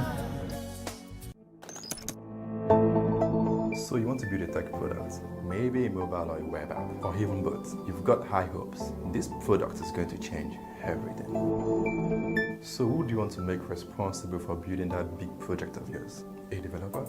2 developers? 3? No, you need a team. I project the brand in the language your audience will understand. We ensure that your app becomes a brand name, a name that everybody was identified by. We're a company focused on building winning products. After the mobile app is done, what next? On the Play Store, on the iOS Store, who gets to know about this message? Who knows about your mobile app? That's what I do. Hiring the right talent, capable of building the next big bang, that's my thing. I understand how important clients' projects are, and as a company, we do not compromise on quality, as quality is our watchword. Our badass brand and marketing team, put together, are ready to deliver your app project to the next big deal. A developer is all you need to make your software. A friend called me the other day and said, Maya, I need your help. I've put a lot into this project and my developers are messing me up. And I'm like, who told you a developer is responsible for the entire software development process? That's like saying a mechanical engineer is responsible for the entire car production process. Do you want to know what your car would look like if it was designed by a mechanical engineer? Making great software products is a process that requires a team with a diverse skill set. But I'm not here to talk about the world-class team I've put together. I'm here to ask you a question. Who would you trust with that big project of yours? If you want us on board, please get in touch with us. We're a call away. Thank you.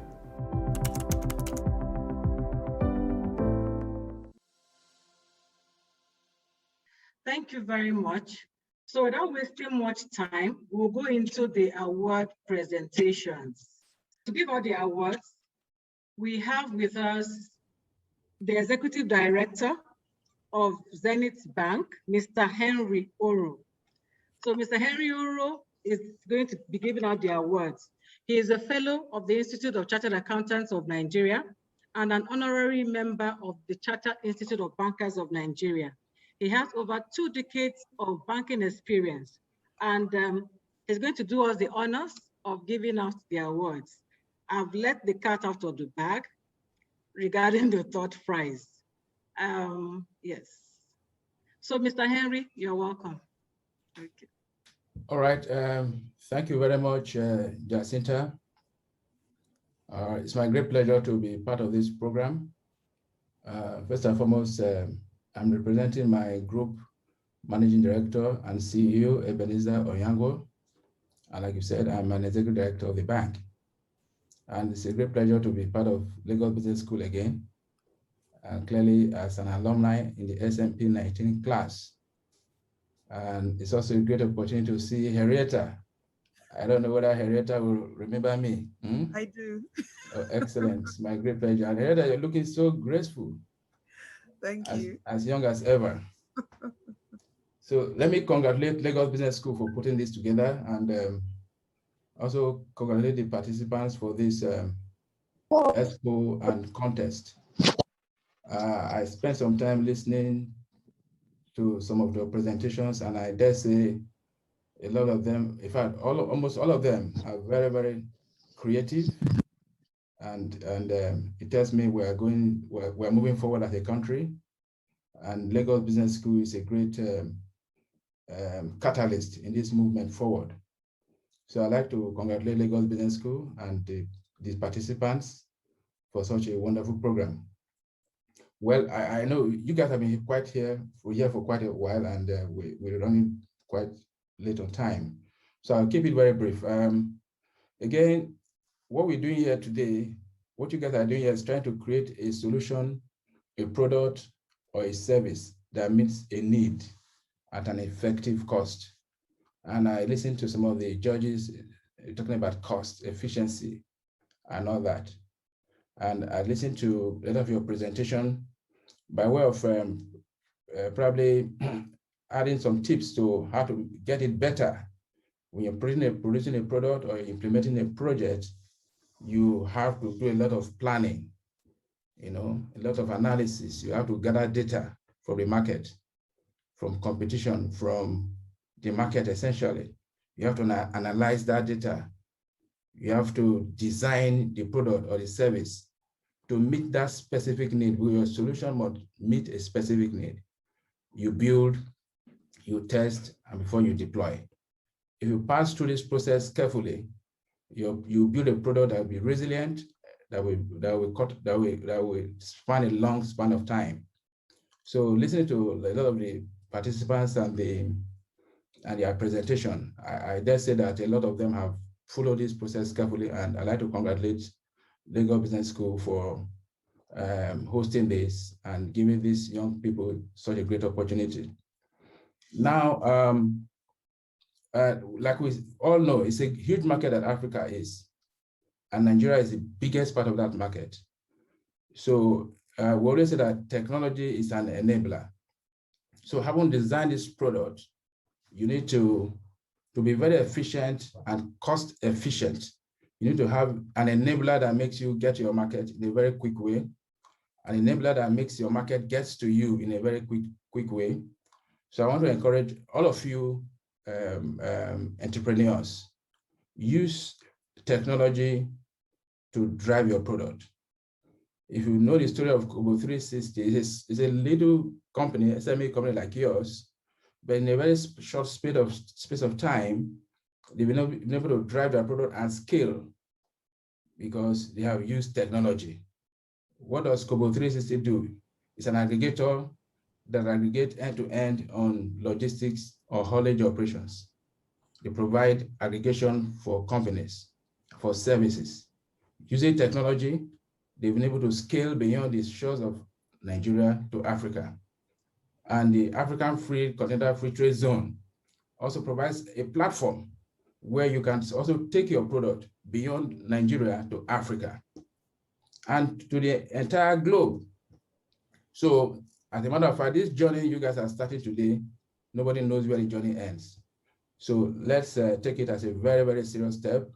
And I'd like to congratulate all the winners. All of us are winners as a matter of fact, right? So I'd like to congratulate all the winners, and on behalf of Zenith Bank, we'd like to present the winners as will be announced by the moderator.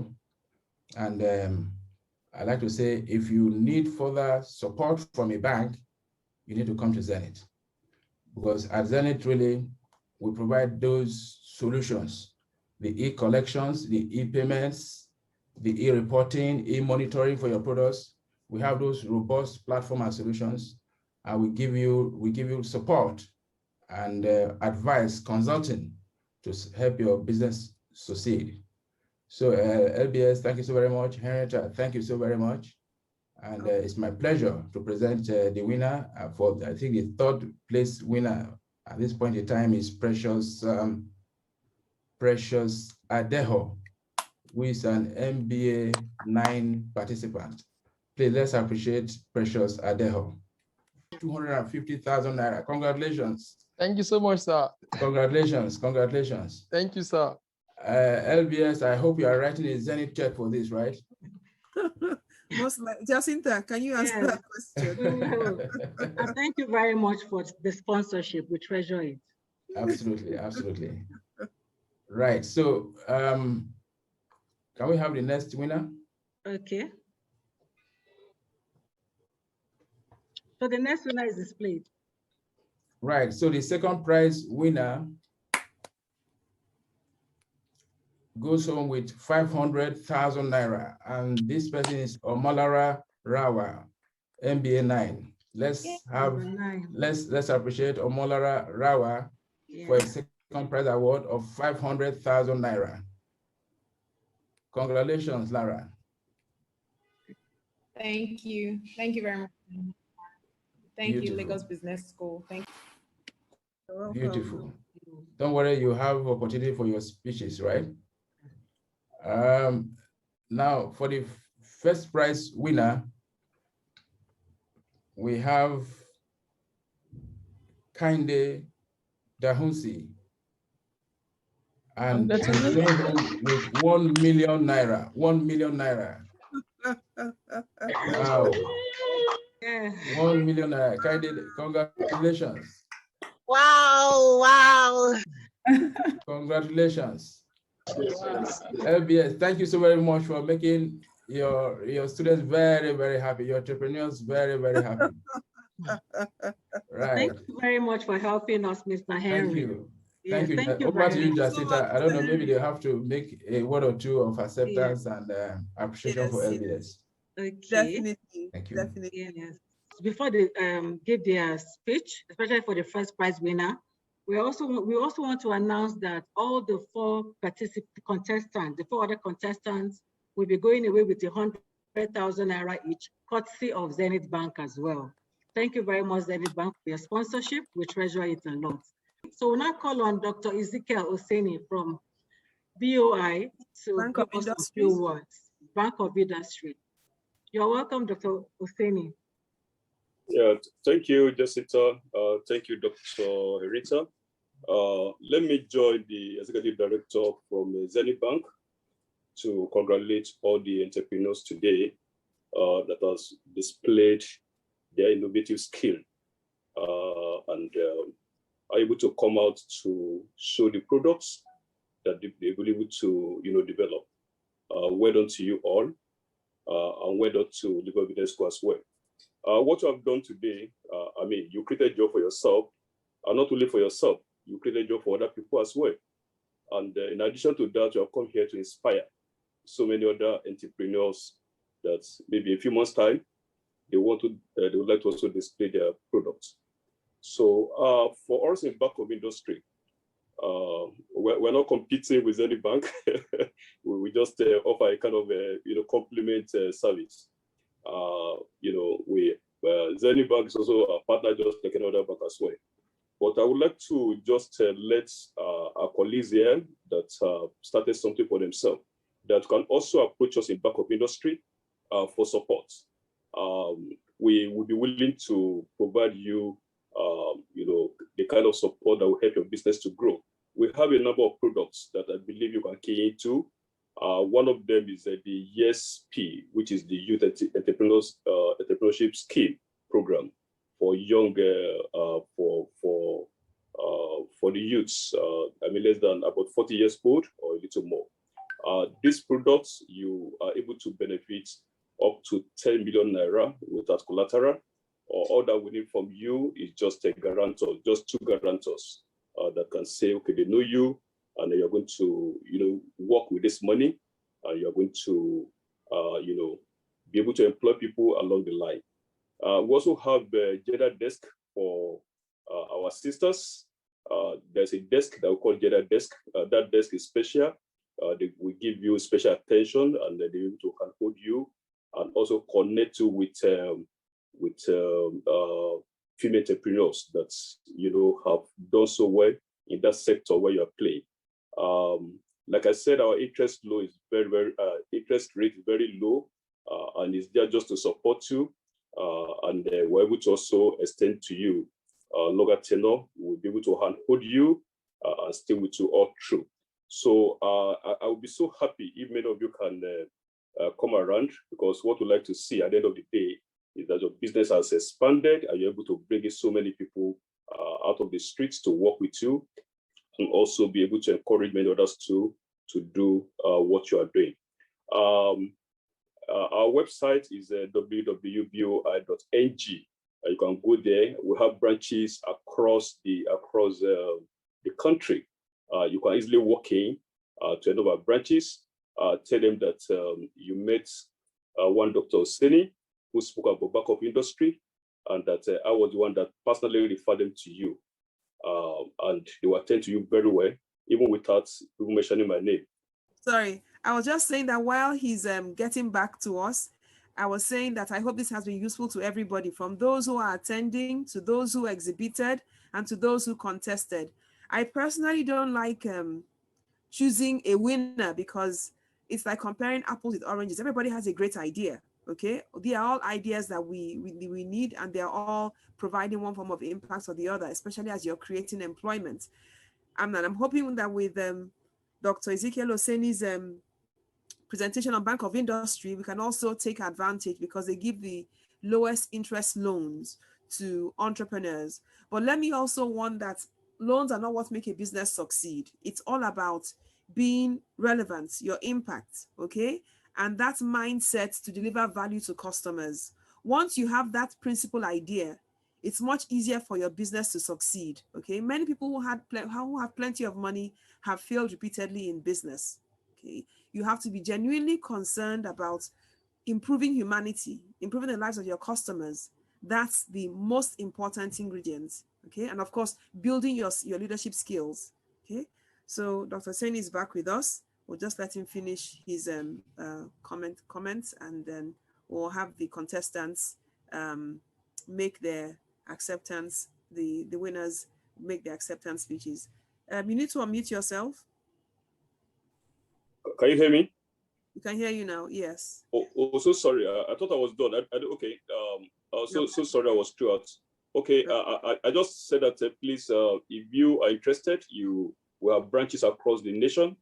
You can approach any of them and tell them that you attended a program at Lagos Business School where one of the officers, if you can remember my name, Dr. Seni, I'm the Chief Risk Officer, spoke to you about the backup industry and that we have loans that you can benefit from. If you're a lady entrepreneur, we have a gender desk specially created for you to cater for your needs. You can always be mentored by female entrepreneurs that have succeeded in your line of business. Like I said, no much emphasis is placed on collateral. If you're asking for a loan as below 10 million naira, up to 10 million naira, we're not going to ask you for collateral. We're going to ask you to give us 2 people that can guarantee that we'll use the money well. You will create jobs where, with the money, you'll be able to expand. And that's all we needed from you. So if there are any issues, please relate to Dr. Jacinta, to Jacinta or Dr. Rita. And if they bring to my notice, I will also let you know. And hopefully too, there's a partnership we're working on with Lagos Business School. I do hope that that partnership will be very fruitful very soon. And that will also help assistant entrepreneurs and those that are aspiring, to be able to take their goals, to that height that they desire. Thank you very much.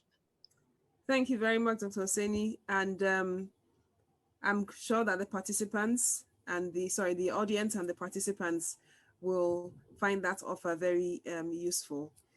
Right, Jacinta, back to you, to the awardees, to say 1 or 2 words so we can round up. I'm sure the day is fast spent. Yeah, thank you very much, Dr. Haiti. So we're going to start with Precious Adeho, the 3rd prize winner. I'd like you to say a few words. Your acceptance speech. First of all, I must say it's an honor to be on this platform to partake on this Entrepreneurship Expo. I never knew there was a prize money attached to it. I just actually want to use it as a platform to showcase my business. Having said that, I want to say a very big thank you to Lagos Business School for giving me the opportunity to partake in this contest, and at the same time as well, say a very big thank you to Zenith Bank for sponsoring this program. Thank you very much, and God bless every one of us. Thank you. Thank you very much, Precious. So we'll call on Lara Rawa for her own speech.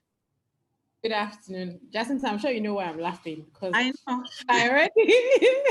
I dropped out because I had exams today and I didn't think I was ready. I mean, Monday I was under so much pressure and I was like, Jacinta, I'm under so much pressure. I need to study for my exam. I'm not doing this extra. And by Wednesday, I was like, okay, you know what? I should be able to showcase my product, let people know about it. And then, we're here. So I would like to say thank you. I'll say thank you to Jacinta. Thank you for pushing. Thank you to Zenith Bank. Thank you for supporting us. Thank you, Dr. Haiti, for everything. Thank you to all the contestants. Thank you to Lagos Business School for the opportunity. I mean, I didn't think I was going to win anything, but I'm quite excited. I can't wait to use my money wisely. Thank you so much. Thank you for coming. Thank you. Thank you very much, Lara. And then finally, we'd like to call on Kehinde Dahusi for her own speech. We'll give you time, don't worry. Good afternoon, everyone, once again. I'm so happy, so overwhelmed with joy, because to be sincere, I was not really expecting it. I'm so happy. I want to sincerely thank Lagos Business School for the opportunity given to me to be here. I want to thank Zenith Bank as well for this support and everyone that participated, even my co-contestants. I'm so happy. And I'm sure that this is actually going to, the prize and the award is going to encourage me to immediately start my business. And this is really what I needed at this time. I'm so, so happy. Thank you so much, everyone, for this. Right. So just a few words to all the contestants, okay? For those who didn't get an award, please do not interpret it to mean that your business is any less important. I repeat, your business is just as important. Many times, this contest just boiled down to presentation skills, okay? All the businesses featured today were important and will be equally supported in any way that you require, especially with the offer that the Bank of Industry has just made.